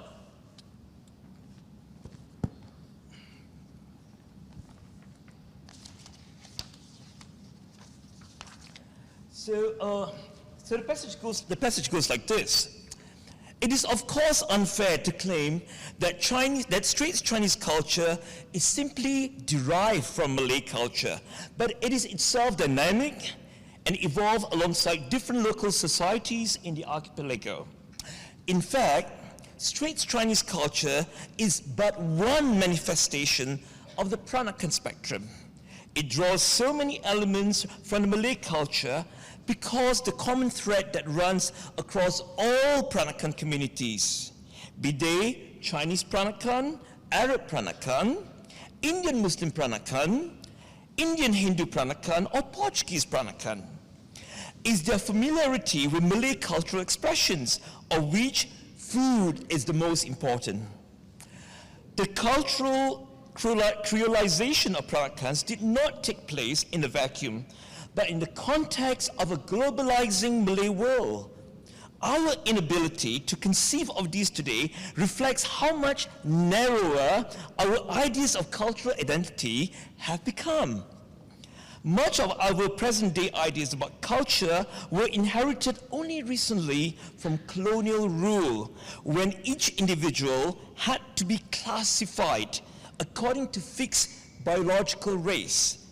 Peranakans, therefore, could no longer be both culturally Malay and Chinese, Malay and Arabs, or Malay and Indian, but one or the other. So that was the, I guess, the focal point of the disagreement. Yeah. So these are some of the reactions that I receive. Very interesting. You have anything else to say? I'm giving you the floor. I thought I did this. I'm not just a good sampler. You know? Okay. Okay. Now Christopher, I got one for you. You have written extensively about Peranakan cuisine. What can you say about the background and histories of the classic Peranakan recipes? All right. Are they important or profound enough that they should accompany each recipe? Basically, how important is Peranakan food history in the context of cookbooks? Okay, I'll answer the first part of the question first. Just to clear up a misconception, I have never written a Peranakan cookbook. Okay, The Way of Kueh is a Singaporean cookbook. I wanted to capture the entire kueh experience in Singapore, whether it's Malay, Indian, Chinese, Peranakan, Eurasian. Okay? There are Peranakan recipes in it because they are my family recipes and I'm Peranakan, but it is not a Peranakan cookbook. Okay? Kueh is much more than any one ethnicity. So, when you look at cookbooks now and you talk about history, I mentioned in the earlier panel that readers nowadays, they look for narratives, they look for connections, they don't just want a bare bones recipe, they want to find out about the history of that recipe. But history in the context of a cookbook, there are many different levels. We can look at the deep history of the cuisine. We can go back several hundred years, which Keir has done in his book. We can look at how migration and trade and people movements influence those cuisines. Okay? We can also look at personal history, how a recipe has evolved through its passage down the generations within a single family. We can look at community history. What did the Hainanese end up cooking when they emigrated to Singapore? As like Yopai mentioned, the last ethnic, the last Chinese dialect group to come to Singapore, and then we started working for Peranakan households or working in bakeries and opening up kopitiams. What we think of as Hainanese food in Singapore has to a great deal been shaped by the history of the diaspora. So we can look at personal history, we can look at community history, and we can look at deep history when we talk about recipes and cuisines. I, as a reader, I would love to have as much of it as possible, which is why I was so happy when Kay came out with this book. That's the Malay cookbook. Like, as many of his fans have said, this Malay cookbook that everyone has been waiting for a very long time to set the cuisine like a jewel in the context of the whole treasure trove. But it depends on the aim of the cookbook author as well. What do they want to achieve with the book? And when we talk about deep history, we must remember that, writing down recipes is a fairly recent practice. And by recent, I mean like a couple of centuries. We don't have a huge amount of texts that record how everyday people were cooking. 200-300 years ago, only certain people were literate enough and could afford to keep written records of things, And of course, you have people who sort of did travel journals, and it was usually someone from outside the region who came to the region and noted down how local people were eating and cooking. But we don't know how far we can trust those, because if someone not from within the culture describes it, we don't know how accurate the impressions are. So historical texts have a sort of only a small snapshot and a limited picture of how people were cooking. They may not necessarily tell us so much about the everyday, the commonplace. But I think, I started listening to this very interesting food podcast called Everything Cookbooks, which is about the craft and the art of writing cookbooks. And the hosts were talking about how a question you should ask yourself if you want to write a cookbook is, how will this affect people? How will what I want to do reach into and enrich someone else's life? And how, if I tell my personal stories or my community stories, how will that be received? How will that bless the reader? And I think all these are very important when you have to consider how much history to put into a cookbook. For me, the more the merrier, but not every author has the time, not every author has the multilingual skills to interpret texts, not everyone has, the family stories. I didn't know most of my grandparents. They passed away when I was young. So a lot of my own journey into recapturing my Peranakan heritage has been one of reconstruction, because I was not directly handed down a lot of things. Yeah, I agree with you, but I have another question before I go on. Sorry, Aziza, if I could just add on to what Christopher mentioned earlier about on cookbook writing. So looking at old cookbooks, Chris, I've run into. How cookbook has sort of evolved over time. How we look at it, for what purpose, for what what sort of audience.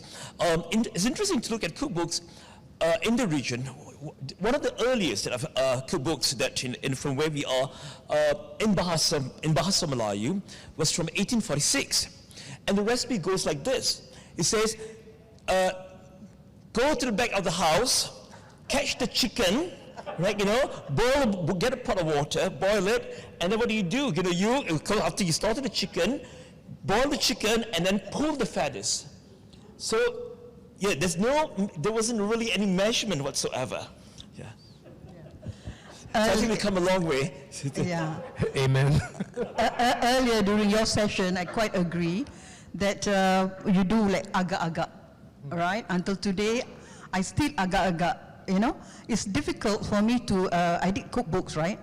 It's difficult for me to measure, as she was saying just now, to measure exactly how many gram. But I can cook for 500 people or more. No problem. It's easier for me that way than just measuring. You know how it is like, right? It took me a long time just to produce one cookbook, about a year and a half. All right? But I've not finished with you, my dear. Christopher, how did you go about researching? Was it complex task? I just want to point out that Aziza has known me since I was about this high. So and I was gummo, as she likes to say. So yeah, I've known the parents, for some time, Dot and Terry, and I knew him when I went for my visit, one of the visits. He was, I think, about 9 or 10 years old. He was so gemuk, and he loves to eat. But I'm glad that, I'm glad that he's tall, dark, fair, and handsome, and still love to eat.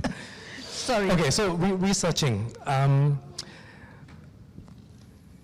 Every cookbook, at least every cookbook that I've written, has started off with hours and hours spent in the library, and in fact downstairs here, we are on the top floor of the library now. I feel I always have to get the lay of the land by consulting written sources that have addressed the same topic that I'm writing about. You sound like a red Indian. No. No, I'm just joking. I'm from an science background. I'm from an academic background. My degree is in psychology. Okay, people ask me, why you write cookbook? You do psychology degree, you write cookbook. I was like, food is the cheapest and most commonly available form of therapy, right or wrong, right? So the first leg of the research for me is always reading whatever sources address the topic that I'm interested in. Second leg of research is to just talk to people. Ask them, don't anticipate things. Ask them open-ended questions and just let them go on for as long as they like and find out. And especially when you're talking about things like agak-agak or old dishes that are no longer cooked. That's the only way to find out about them, really. And then the third leg of research is to just get into my kitchen and do it myself and see what happens. And I have all these old cookbooks, maybe not with how to boil a live chicken and pull out the feathers, but I have some old cookbooks with very brief or difficult to interpret recipes, which I have tried to recreate and see actually, can it be done? Does it still apply today? And I usually end up with a lot of things that are only barely edible, but it's a necessary step. You have to understand it by doing it. There are a lot of things, especially with traditional cuisine, you will only understand by doing. Correct. you know. And then after that, the challenge is for me to translate that into the written text. How do I describe how to do this? How do I tell someone what the texture should be like, you know? In fact, we're very lucky to be here because we have ample of the cookbooks around, all right? And we can relate, and we have YouTube, we have everything.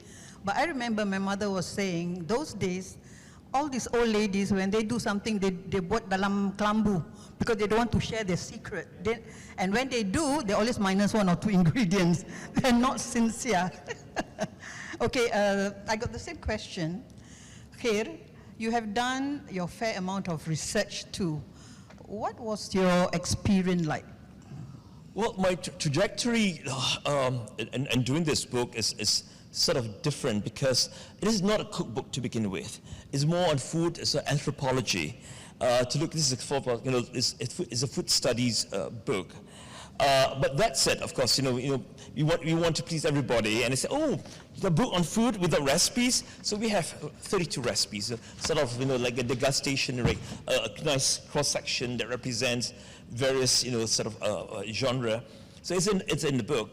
But in order to be able to write a book on food culture, food ways, looking at history, cultural belief, and looking at the geography. So I have to sort of wear different hats on different locations.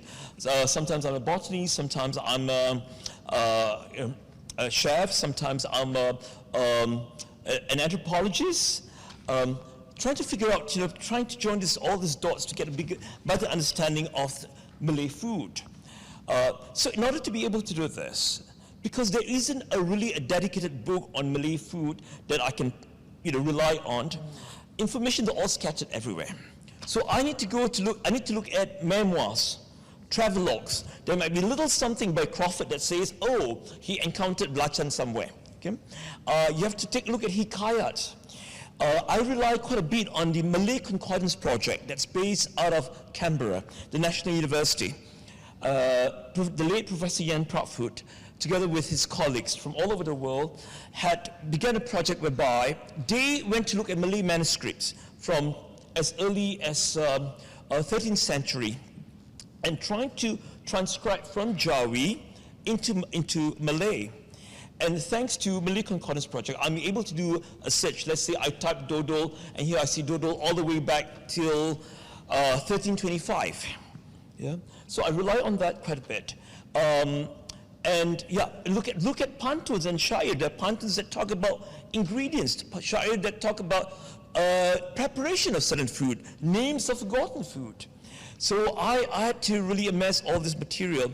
So that entails a bit of travel. I have to go to the university in Yogyakarta, the Gajah Mada, Leiden University, which is the largest repository of material from the Malay world, the British Museum, a British Library, and at the same time, without sounding like I'm boasting, you have to create your own Alexandria. You have to amass enough material, so which means you have to have a network of people supplying you with books. So the antiquarian book dealers and all your runners in Peninsula or your runners in Jakarta, you never know what they will find. Yeah. So that's part of the research. Wow. At the same time, all of this with the purpose of trying to see a big picture, because we're looking at a very long timeline here. So the earliest record I have here is from the 7th century. That's the first Malay orchard in Sumatra, to looking at material from archaeological sites.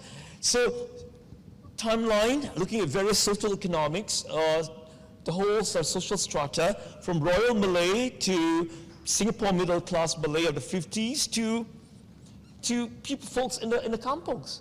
Yeah. So those are the part of my research, sort of, to track all this. I love that you say you have to wear your botanist hat sometimes, because honestly, it's the sort of knowledge of the ingredients, the vegetables, the ulam, all these natural produce, a lot of that knowledge is being lost, not just with Malay cuisine, Peranakan cuisine, but all traditional cuisines, because people live much further from the land than they used to philosophically, and people go to supermarkets to get things rather than growing them themselves or going to the forest to forage for themselves. We are losing that knowledge of herbs, spices, plants, vegetables. That is really a crucial area of food heritage that needs to be looked at. After listening to Khair about the research and everything, I must share this with you. When Khair gave me this book recently, I tried to read, and it took me a long time to read and finish because it's 624. I'm not that intelligent. 624 pages take a long time to read, all right? And I found myself learning so much. Like sea urchin, for example. I've always mentioned about sea urchin. I went to a French restaurant to eat sea urchin. I didn't realize that the Malay living by the shore or an island has eaten that for many, many years ago. And I don't know how they did it, and I looked through your recipe, and they just fry sea urchin with what do you call garlic and ginger, garlic and onions. It's so easy, and yet I find myself so ignorant that I didn't know that that they already started eating sea urchin and blancas. I think in part, if I may respond to that, I think in part has got to do with the loss of, how, we lost our seafront, right? I mean, because of reclamation and so on. But, as islanders in the archipelago, I mean, you have this supermarket in front of you, right? So over time, you have this sort of tacit understanding. What do you do with sea urchin? You likely saute it because you don't want it to cook. It will get denatured. So, and Malays consume it raw as well. So that part of the story, I mean, it's sort of lost. Of course, these days when we talk about sea urchin, we think of Hokkaido, right? Yeah, very now is the trend, like everything you put uni on top on Instagram, is like everything put uni, put caviar, then sekali luxury already. Orang laut were doing it first, okay? As you mentioned blancas, I remember when I was young and I was in Sentosa with my family. And in English, horseshoe crab. Horseshoe crab. And I remember we were at the beach, and then my dad saw a pair of horseshoe crabs getting happy, shall we put it that way, and promptly interrupted their little festival and then brought them home and cooked the curry with them. And I remember all the little eggs underneath, and I don't think that's allowed these days because they are semi-endangered. Protected. Yeah. I remember my father came home after a cricket match, and I don't know where he got it, blancas. And I started eating this when we were young, but after 40 years, I can't find where blancas are being sold, all right?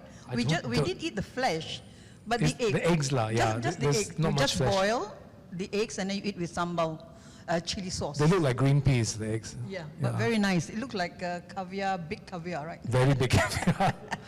Boba. Yeah, okay. So, Christopher. Okay. What to you are the most interesting connection with Nusantara food tradition and those from non-Nusantara regions? Okay, with specific reference to kueh, because that's what a great deal of my last 6 years have been for me. Peranakan kuehs, of course, owe a huge debt to Javanese kueh traditions. What I found doing my research for the book and just finding out more about kueh in the regional context was, as Kia mentioned earlier, that cuisine is no respecter of map boundaries, especially in the old days when people lived in kampongs. You share food with your neighbor, you learn to cook from each other, you pick up little tips and techniques and ways to use ingredients.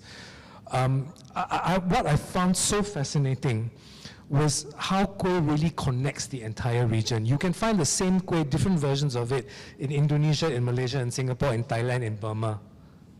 I'm thinking of kueh cucur here, which is made apparently even in Thailand, kueh cucur is an endangered kueh now. It used to be found along the roadside, and they would commonly make a pandan version, but now it's getting harder and harder to find. And even in Singapore, it's almost impossible to find. Yeah.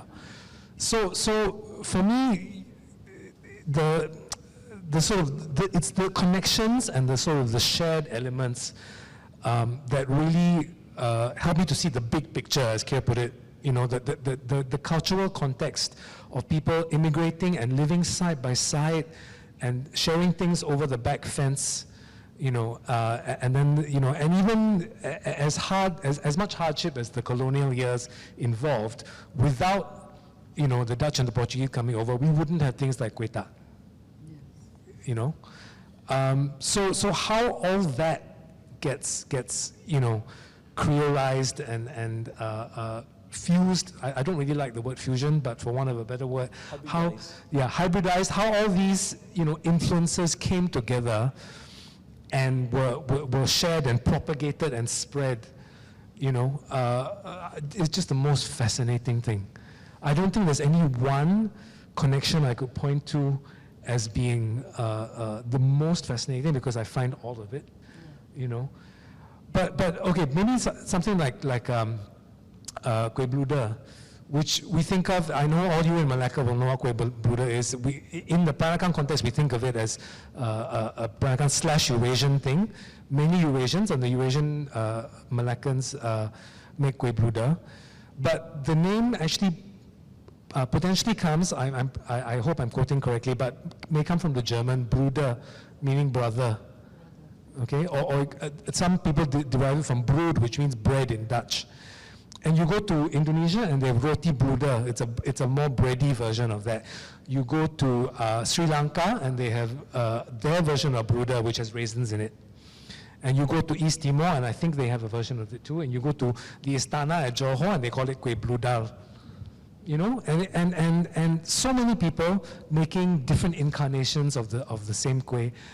And I just find that endlessly fascinating.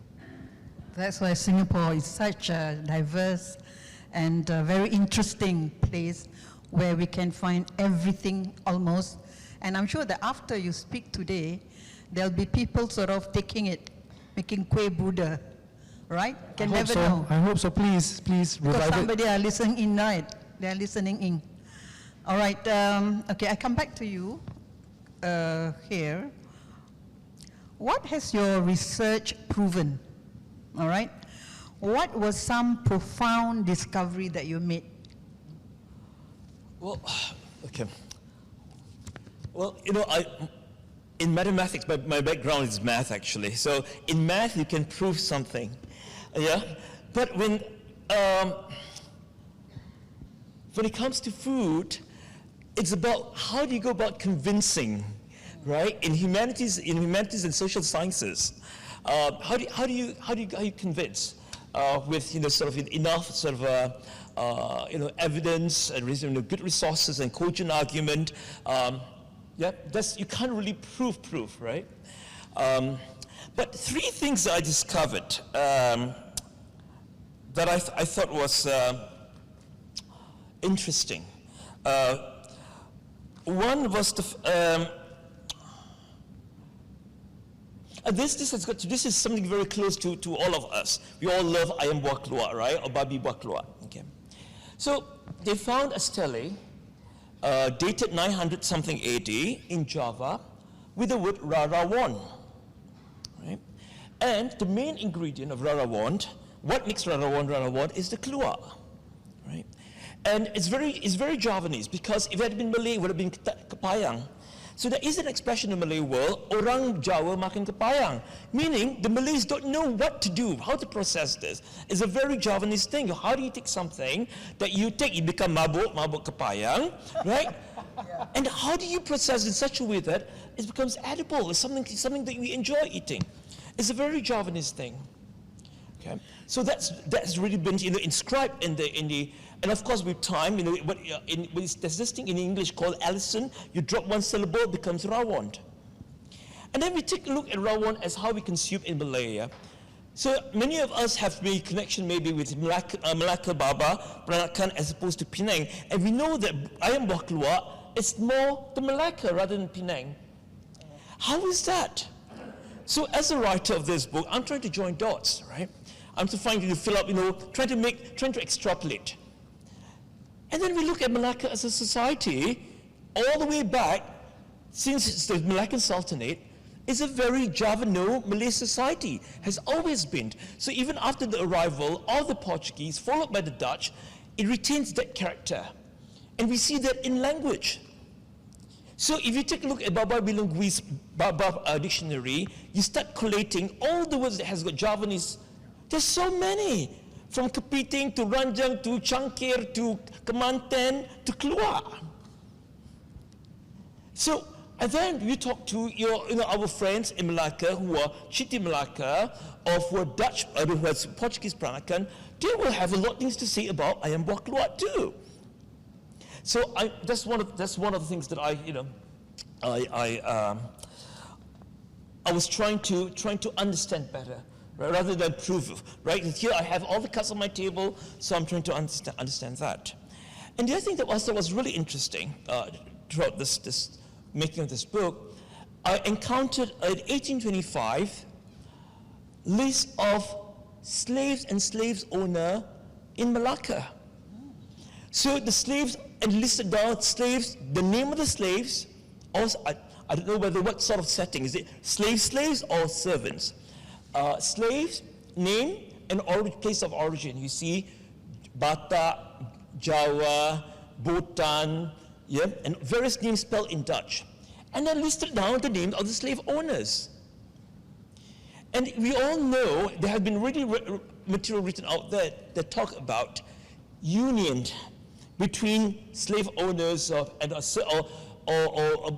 employers with servants that eventually gave rise to this new community that we call Peranakan. Yeah. So I thought that was really quite a bit of revelation.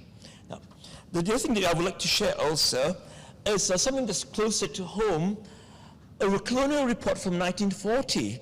I think, Chris, you know this, the chemical analysis of Singapore food. What's fascinating about this is actually the British spent a lot of time working with a team going around Singapore and collecting not just food, it's called chemical analysis, but basically they were recording name of food, who prepared, right? They categorized under ethnic group, but within the ethnic group, it could be a Hainanese chef, but prepared by Malay or Malay preparation. Talk about when it is sold, what time of the day, what ingredient, how much it was sold for. So I thought all of this helped me to see a better picture with conviction. Yes. Yeah. It's so interesting. In fact, your books is an eye-opener, especially not for anybody, not for me alone, but for everybody.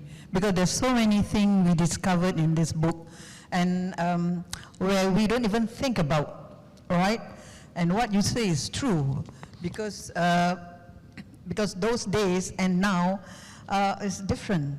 Now you have the ability to discover, ability to do research from the time that it was before. Like you were mentioning about Rawan, right?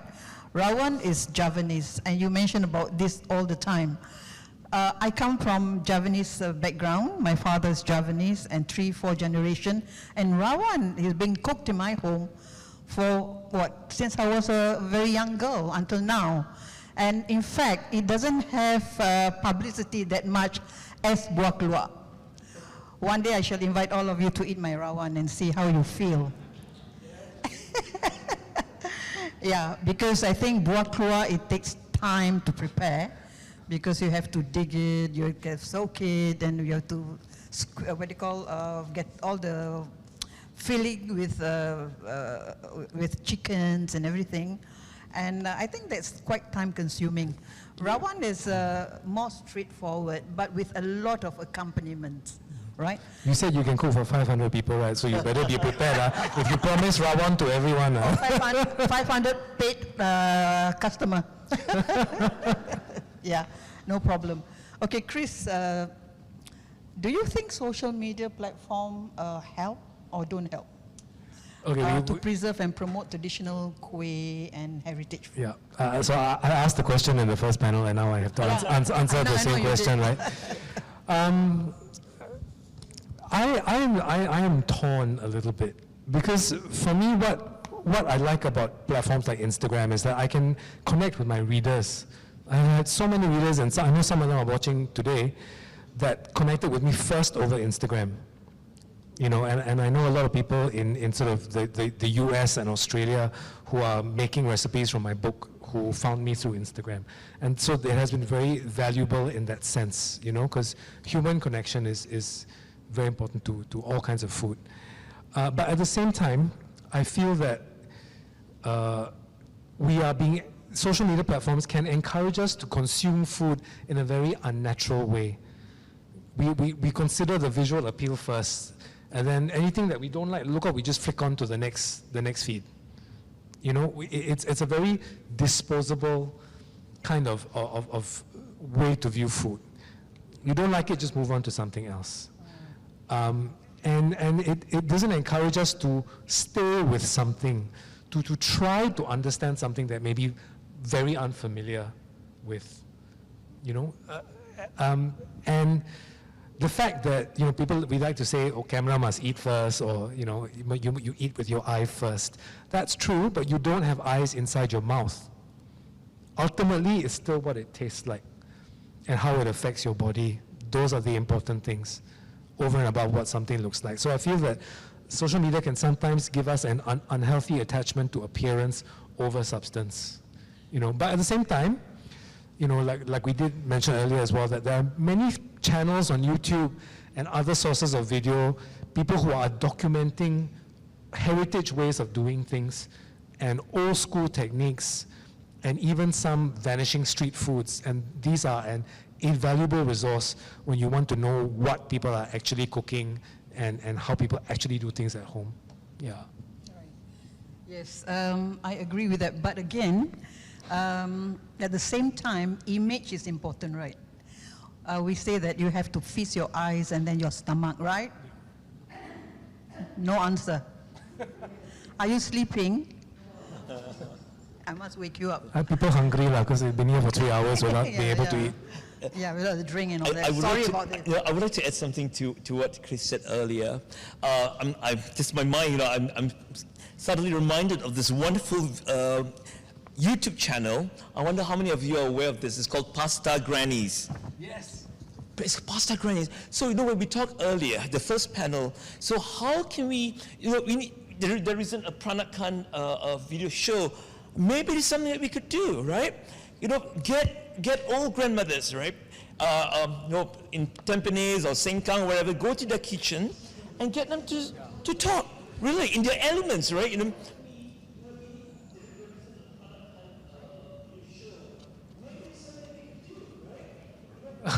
There's a delay on Kia's. For those of you who haven't seen it, this YouTube channel and Instagram account called Pasta Granny is basically this lady has gone around Italy interviewing all the grandmas who still make pasta by hand. And some of them are over 100 years old and they still make pasta, okay? And with like rolling pin and whatever. So yeah, it wouldn't be fantastic if we had someone doing that for Malay food and Peranakan food. I know, it sounds so good, right? Don't forget, when you get older, you get amnesia and dementia. You better discount all these people, okay? So I think it's a good idea to have what they call old people or elderly to teach the young, especially, the old techniques, the old food, and food that we have not heard, right? And by doing so, I think this will encourage a lot of people to just follow suit, right? And I think you have to start, you're a young one. You have to start this, and then you're a young one, you get the old ones, all right? I'm 50 this year, you know, Aziza. Oh, I thought you're 33. Okay, but here, the last chapter, you have mentioned about unhappiness. I don't like to say this, but you did mention about unhappiness among Malay because they felt that Peranakan have hijacked certain quintessential Malay dishes without any mention of Malay origins. I'm scared to read this, yeah? Thus implying that they are original Peranakan recipe. What further you can add based on what you have discussed so far today? You know, when my first reaction to a question like this would be this. Now, if we look at the history, are the Peranakan people, right? The Peranakan community. I mean, to begin with, look at the term the Peranakan. Yeah, the Peranakan. The word Peranakan is a Malay word created by the Malays for a Malay concept.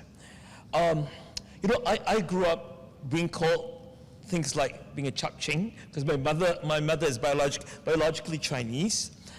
But, you know, the idea, the word, the term half caste is just wrong. So so the Malays came up with this idea of that which is born of the womb. So it doesn't matter if your father is from Nagapattinam, your father is from Chuancho, but the mother is a local mother. There's this thing of you are Peranakan something. You're Peranakan Belanda, you're Peranakan Cina. It's a very beautiful, all-embracing term. Now, if your great-great-great-grandmother had been somebody from Java or somebody from the Malay world, how do you actually say that this is not Peranakan food? See? So that's one thing. Now, we're working on this book. The last chapter is about the future of Malay food. So I cannot write the book without understanding the sentiments on the ground. So, you know, you go talk to friends, and how do you feel this discomfort about certain Malay food has been conveniently slapped with the term Peranakan, and suddenly becomes Peranakan food. How do you reconcile with that? So that's what I meant by, you know, this unhappiness.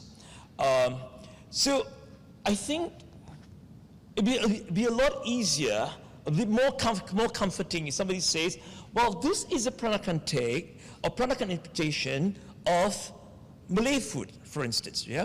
Because I think, you know, we're not talking about ownership here, we're talking about the origin, you know, recognizing.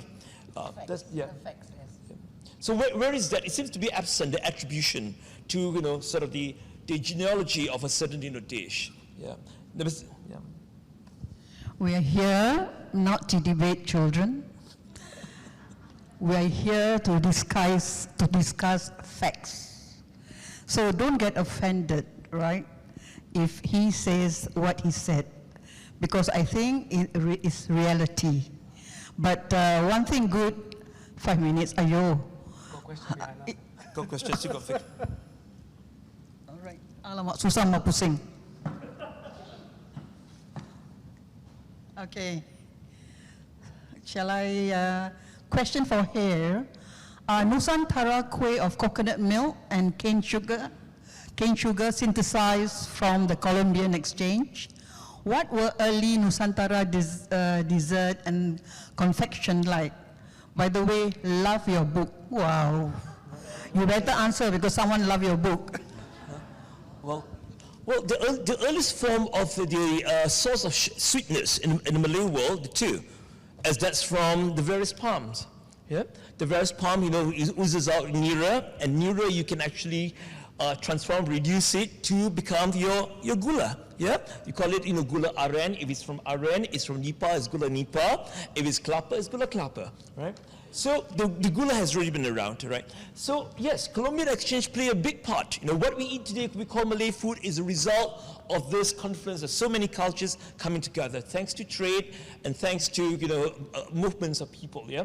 So the coconut milk is right behind, you know, in your backyard and in your front yard, and there's all this gula for you to create your Malay, you know, the whole range of Malay confection that's consumed by Malays and, you know, all the various communities within this what we call the Malay realm. Yeah. Next question. Yeah. Because we got so much to talk about, but you have only about 3 minutes. I breathe 5 minutes. Can we go on? Can I just quickly jump in there? Actually, and this connects back to the question about social media, is that, you know, recently we had some very fancy gourmet French butter coming in from France, and all the influencers were posting videos of how the butter is shaped and all that. And, you know, I love that butter, it's really good, but I wish people would get as excited about things like gula aren or santan and post videos about that and talk about artisanal products from our region rather than from 6,000 miles away.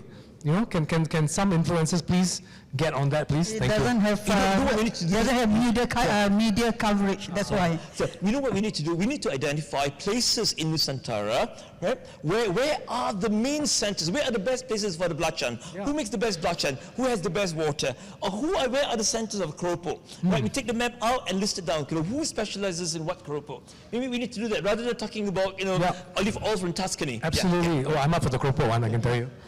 I have to go on to the second question. Baba Ho. I'd like to see who Baba Ho is. Maybe someone online. Online, maybe. Oh, online. Sorry. Hello, Baba.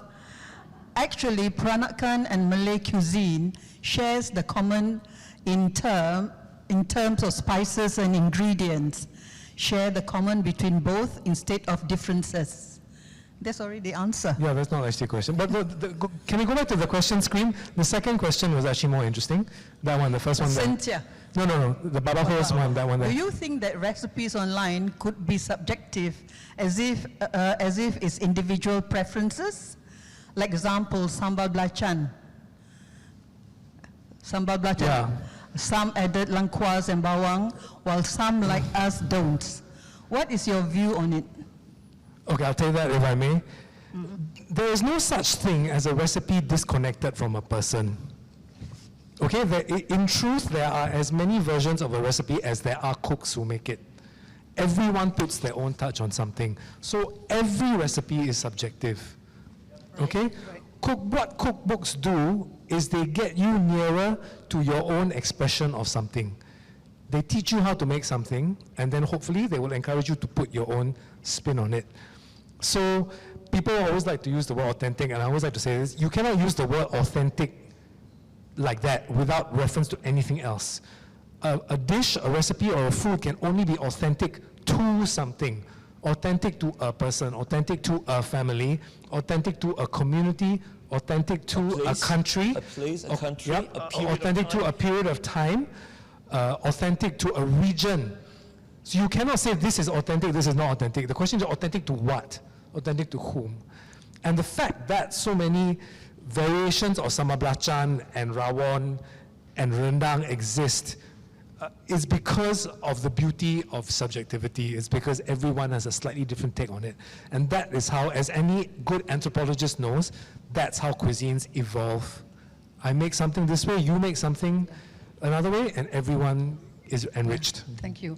If I were to give 10 people a recipe, it will come up different. And I always tell them that my book, or anybody's book, is a guideline, because everybody is different. You have different taste buds. Some like it sweeter, some like it saltier, and some like it normal, right? So use cookbook as your guideline, or recipe as your guideline, because people are different. Let me just read Cynthia's. Hello? Can we go back to the question screen? Okay. Just take one dish laksa. This bowl of deliciousness has traveled across the region. A lady from Hanoi wrote out a recipe for me. I'm so sorry, my French is very bad. It has coconut milk base. Amazing, right? This is already an information. Yeah. I want to add on to, when we talk about authenticity, I mean, being a sort of a teacher in an American classroom, anything goes, right, when it comes to, recipes. Yeah. But that said, I think, would it be wonderful if we start working on codifying our food in Nusantara? So we need to work on codifying. The French have done that. So let's say we were going to talk about onde, so we can be able to, moving forward 50 years, 30 years from now, the next generation will be able to understand and unpack. By then it will not be onde, it will be on. The day will be dropped, because people don't cook it anymore. 2 minutes, oh my God, one more. That's not a question. Yeah. Okay. I have one last question to be shared by both, and I want your opinion on this, all right? We've heard from both panels who have laid out everything on the table. Agree? The big question is, where do we go from here? How do we make everybody happy? Chris? If you make rawan for me, I will be very happy. Okay. Your happiness is only food, is it? Mostly. No. How do we make everyone happy? Okay, that's subjective in itself. I would say that, you know, when it comes to cookbooks and food writing, as someone wiser than me, whose name I can't remember now, said, if you're not happy with the culture that you see, make more culture. You know? Almost every cookbook I've written has been because I could not find the book that I wanted to read, so I found I had to write it. You know, whether I achieve my own objective is another thing, but it's important to excavate and explore things that have not yet been explored. You know, as Kier said, to codify a cuisine. I get very fed up with people who think that Asian food is not as sophisticated as French food. Okay? Just because someone in French wrote down, you know, Escoffier or whoever wrote down all the recipes, doesn't mean that your food is more sophisticated than mine. Certain things are easier to capture in print than others. And so, you know, I would be very, very happy if someone wrote a book like Kier's book, about all the different cuisines of our region. I want to see something like that about Thai food, about Burmese food, about, Filipino food. And in fact, cookbook authors in all these countries are taking steps toward that direction. So that's what will make me happy anyway. So we have a time's up sign, but Kier. Yeah. Thank you. For me, I think it would be wonderful if we get a chance to travel the region. I think that will, you know, it will be most broadening. We get a better understanding about the landscape, about the people, and, you know, about who we are. Yeah, through food and more. Yes. Thank you. Okay, since time up, as I said, I briefly take 5 minutes. So I just like to end this with a pantun. I hope you are not bored with my pantun. The more pantun, the merrier. No, with pantun they don't sleep. Sorry. Okay, ladies and gentlemen, my closing pantun. Bibik Melaka memasak bubur. Bubur dicampur dengan ikan. Saya harap awak terhibur. Kalau salah, harap maafkan. Thank you very much for being such a marvelous audience. And thank you very much for inviting us. And I think, yes, and I really enjoyed this session. I wish I have more time. And we can hear more from you all as well. Okay? Thank you very much. Good afternoon. Thank you. And for those coming tomorrow, please enjoy tomorrow as well. Thank you, everyone. Thank you.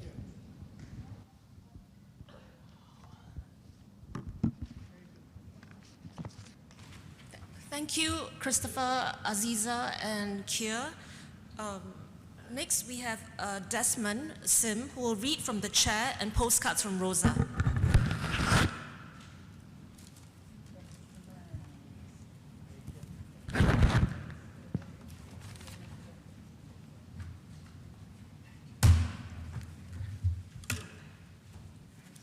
Hi, afternoon everyone. I'm Desmond. I'm a playwright basically, and I'm actually a teacher.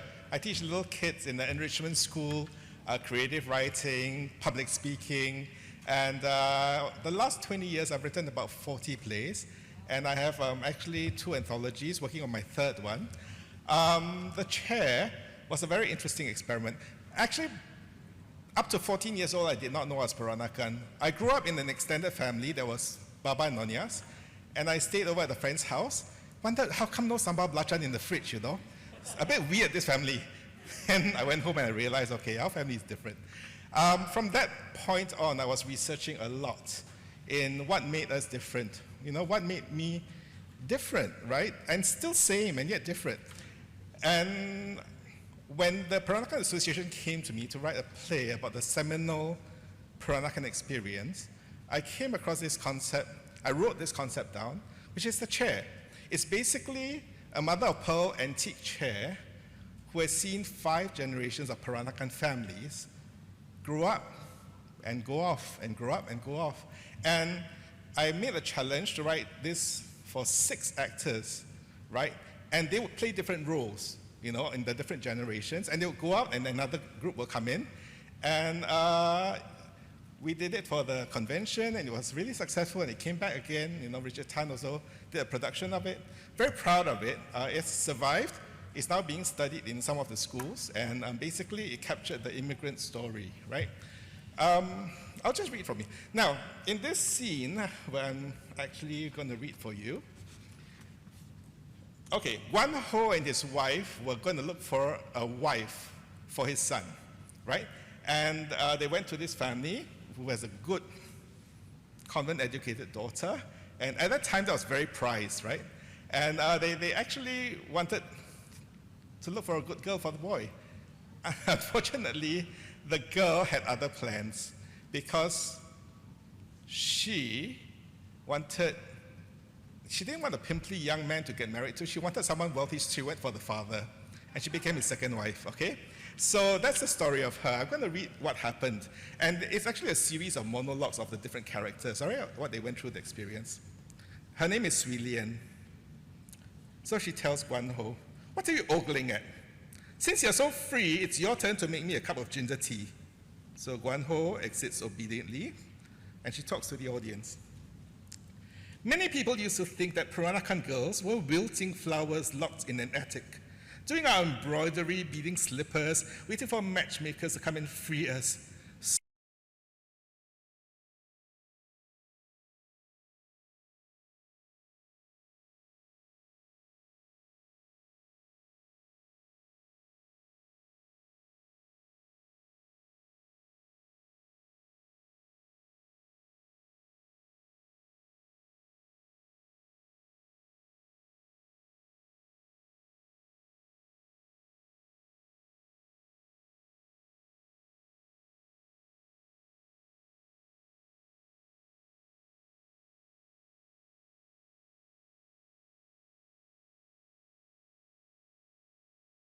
Controlled the waterfront. He got a cut of all the trade that was going in and out of the port. They didn't call him the godfather at the Singapore River for nothing, you know." So she sits regally on the chair, center stage, like a lady of the house. "And since he accidentally put his child in me, the family had no choice. They hushed it up. He married me. And the first wife." Swee Lian smiles at the memory. She gets up, mimes serving tea to the first wife, and the cup is not accepted. I smiled sweetly and looked hurt. I could imagine the people saying to themselves, "No wonder Guan Ho married this delightful pretty one. His old lady is so grumpy and ungracious." But nobody knew why she was so grumpy and ungracious at the ceremony. The real reason was that my wedding croissants were bigger than hers. And when she married Guan Ho, much, much bigger, and made of bullion to and not intan, like hers were, the old man was a lot richer by the time he married me, and he was most generous to me. Okay, so that was Swee Lian's story. Now, my parents were teachers, so they were out in school teaching most of the day, and my granny looked after me. She was a Nyonya, a Teochew Nyonya, right? And I grew very close to her. There were all these stories that she and my grandfather told me, because my great-grandfather was a migrant here, and he married a Nyonya here, right? And the whole immigrant story, I did not know it then. They were just entertaining stories that my grandparents told me, okay? So, you know, as a good grandson, I just sat there and listened to everything. And this story called Postcards from Rosa was about a grandmother who was very close to her grandson and spoiled him rotten, until her daughter was so angry that, you know, this boy is so spoiled, right? He grew up, he didn't want to study, he wanted to fly around the world, became an air steward and just left home. And she blamed the grandmother, okay? So the grandmother has to go on a journey to look for her grandson, okay? And basically, as she travels to look for her grandson, she remembers her own youth. And I want to tell you this. I wanted to write this because my nieces don't know about matchmaking and extended families and second and third wives and all that, and they are all in my story. So basically, if they read this, they're going to understand where we came from, right? Okay. So Rosa is telling the story of how she was matchmade. Okay, her mother had died at her birth, and so the family kind of blamed her for being the unlucky child. And now her father feels that she's old enough to get matchmade off elsewhere. He remarried, so there's an evil stepmother in the story, and he remarried. So he says, "You don't have a second chance to make a first impression," my father blurted out one day out of the blue. I was just 16 then and mystified. Strange things had been happening around me. Stepmother, who had been a slave driver since I was born, had been saying stranger things to me the day before. "Why don't you go and brush your hair? It looks like tangled seaweed." And she grabbed the broom from my hand and took over my house chores. Stepmother hates housework. What's she up to? Why, the day before, she had thrust an expensive bar of perfume soap into my hand and said, "From now on, you will use this, and make sure you wash every part." And then at dinner, she picked up the chicken drumstick and dumped it on my plate. "Eat." Rosa looks at the drumstick with suspicion. The only reason the wicked witch made Hansel and Gretel eat good food was because she was fattening them up to eat them. I eyed stepmother with suspicion. Then father spoke kindly and insistently. "You better eat well." He pushed the plate towards me. I felt like it was the Twilight Zone. This never happened in my home. I was the youngest girl and I always ended up eating the bits people didn't want to eat. The chicken neck, the top bits, and the leftovers. But a drumstick? Something was wrong. I even made sure she trimmed her fingernails and toenails, my stepmother volunteered enthusiastically. "Okay, good. We want her future husband to be impressed," father said, as if he was just discussing the weather. The drumstick fell to the floor. I had a future husband? I didn't know what to say. I looked at my father. He looked away. I had a husband? The thought buzzed in my head like an angry housefly all the way till the next morning when I woke up at 5 a.m. to do the morning chores. Stepmother sat around supervising me, which meant she did nothing and I did all the work. As she watched me do the chores that morning, I was sure I saw something in her eyes. "You did it, didn't you?" I said. "I don't know what you're talking about. You matchmade me without telling me anything. If I didn't do it, who else would?" "Ever since you married father, one by one, each of my sisters have been hurriedly matchmade. What are you up to?" "Like a good mother, I was concerned about your future. Is that wrong?" "You don't even know us. How can you be concerned?" "Well, you are about the right age to get married." "I don't know how to be a wife. I'm only 16. I was matchmade when I was 16. "Liar!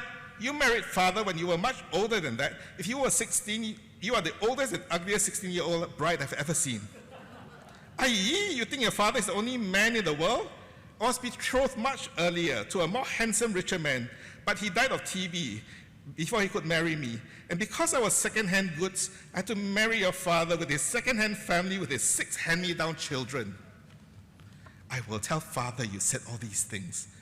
And I will tell him that you are a bitter, ungrateful, and vengeful child. Now let's see. You are about to become someone other people's baggage, while I'm going to be here looking after your father in his old age. Let's see who wins this, shall we?" "Right. So we know where we stand. You are the dutiful daughter who will do as she's told, and I'm the caring and concerned mother who will miss you when you're out of this house." "I wish you were dead." "What's that?" "Nothing." "What did you say?" "Nothing." Good. She was right. I'd been beaten. Thank you.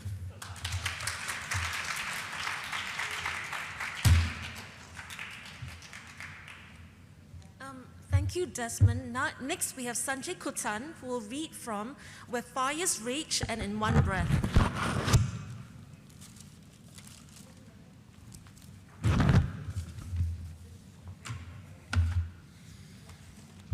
Thank you, Maylin and Colin, for the invitation. It's really great to be here today.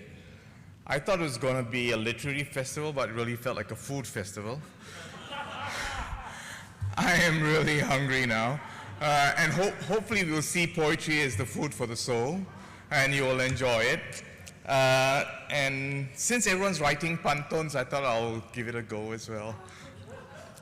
Here goes. Orang India bukan Baba. Istrinya Nyonya tetap berkata, sayang-sayang sekeluarga, tiga Baba dalam hatinya.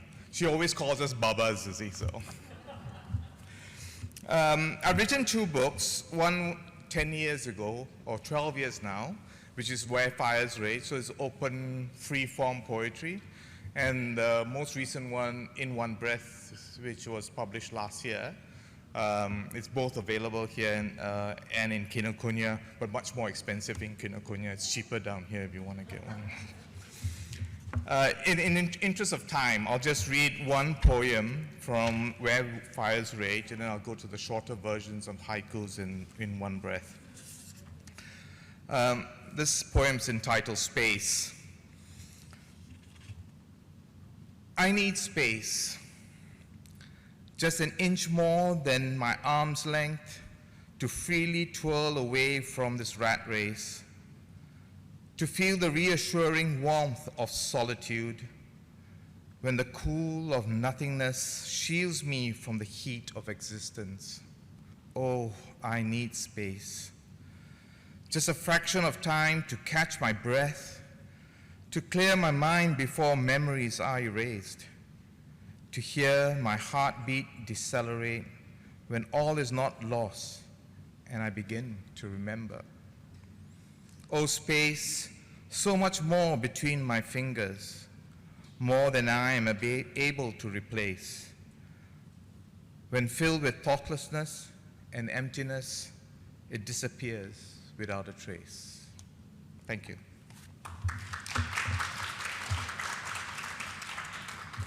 Okay, so that's Where Fires Rage. This is In One Breath, and these are all haikus, which is a Japanese form of poetry. I use the word pseudo haiku because I didn't want to insult the Japanese.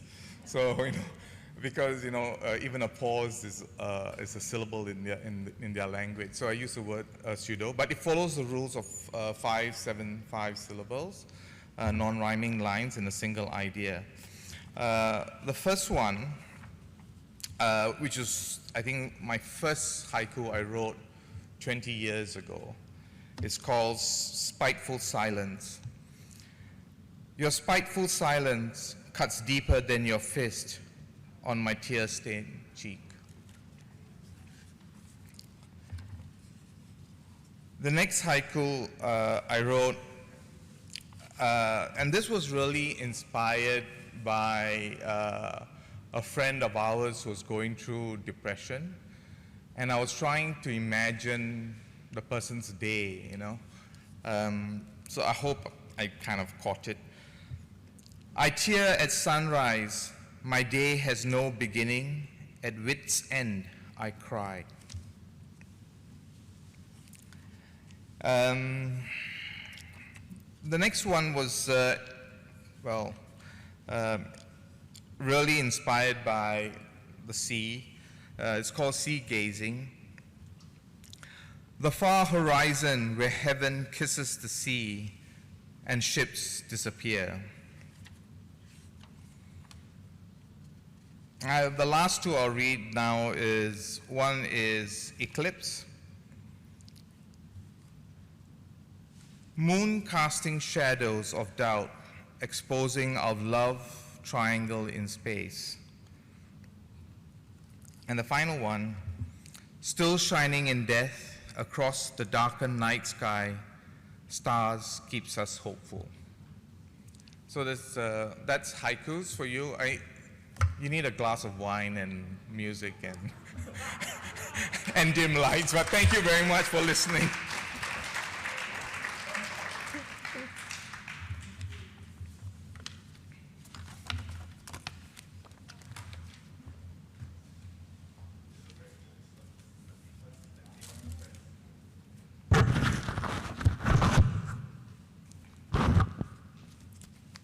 Thank you, everyone. The second day of the festival has come to an end, and I wish to thank you for the pleasure of... the first day has come to an end, and I hope that you're now inspired to read, to write, to imagine, to express yourselves, to be interested in others, to delve into the mind, the heart, and soul of human beings everywhere. If you have a ticket to the second day, we look forward to seeing you tomorrow. You may approach the writers to sign their books now in an orderly manner. Thank you.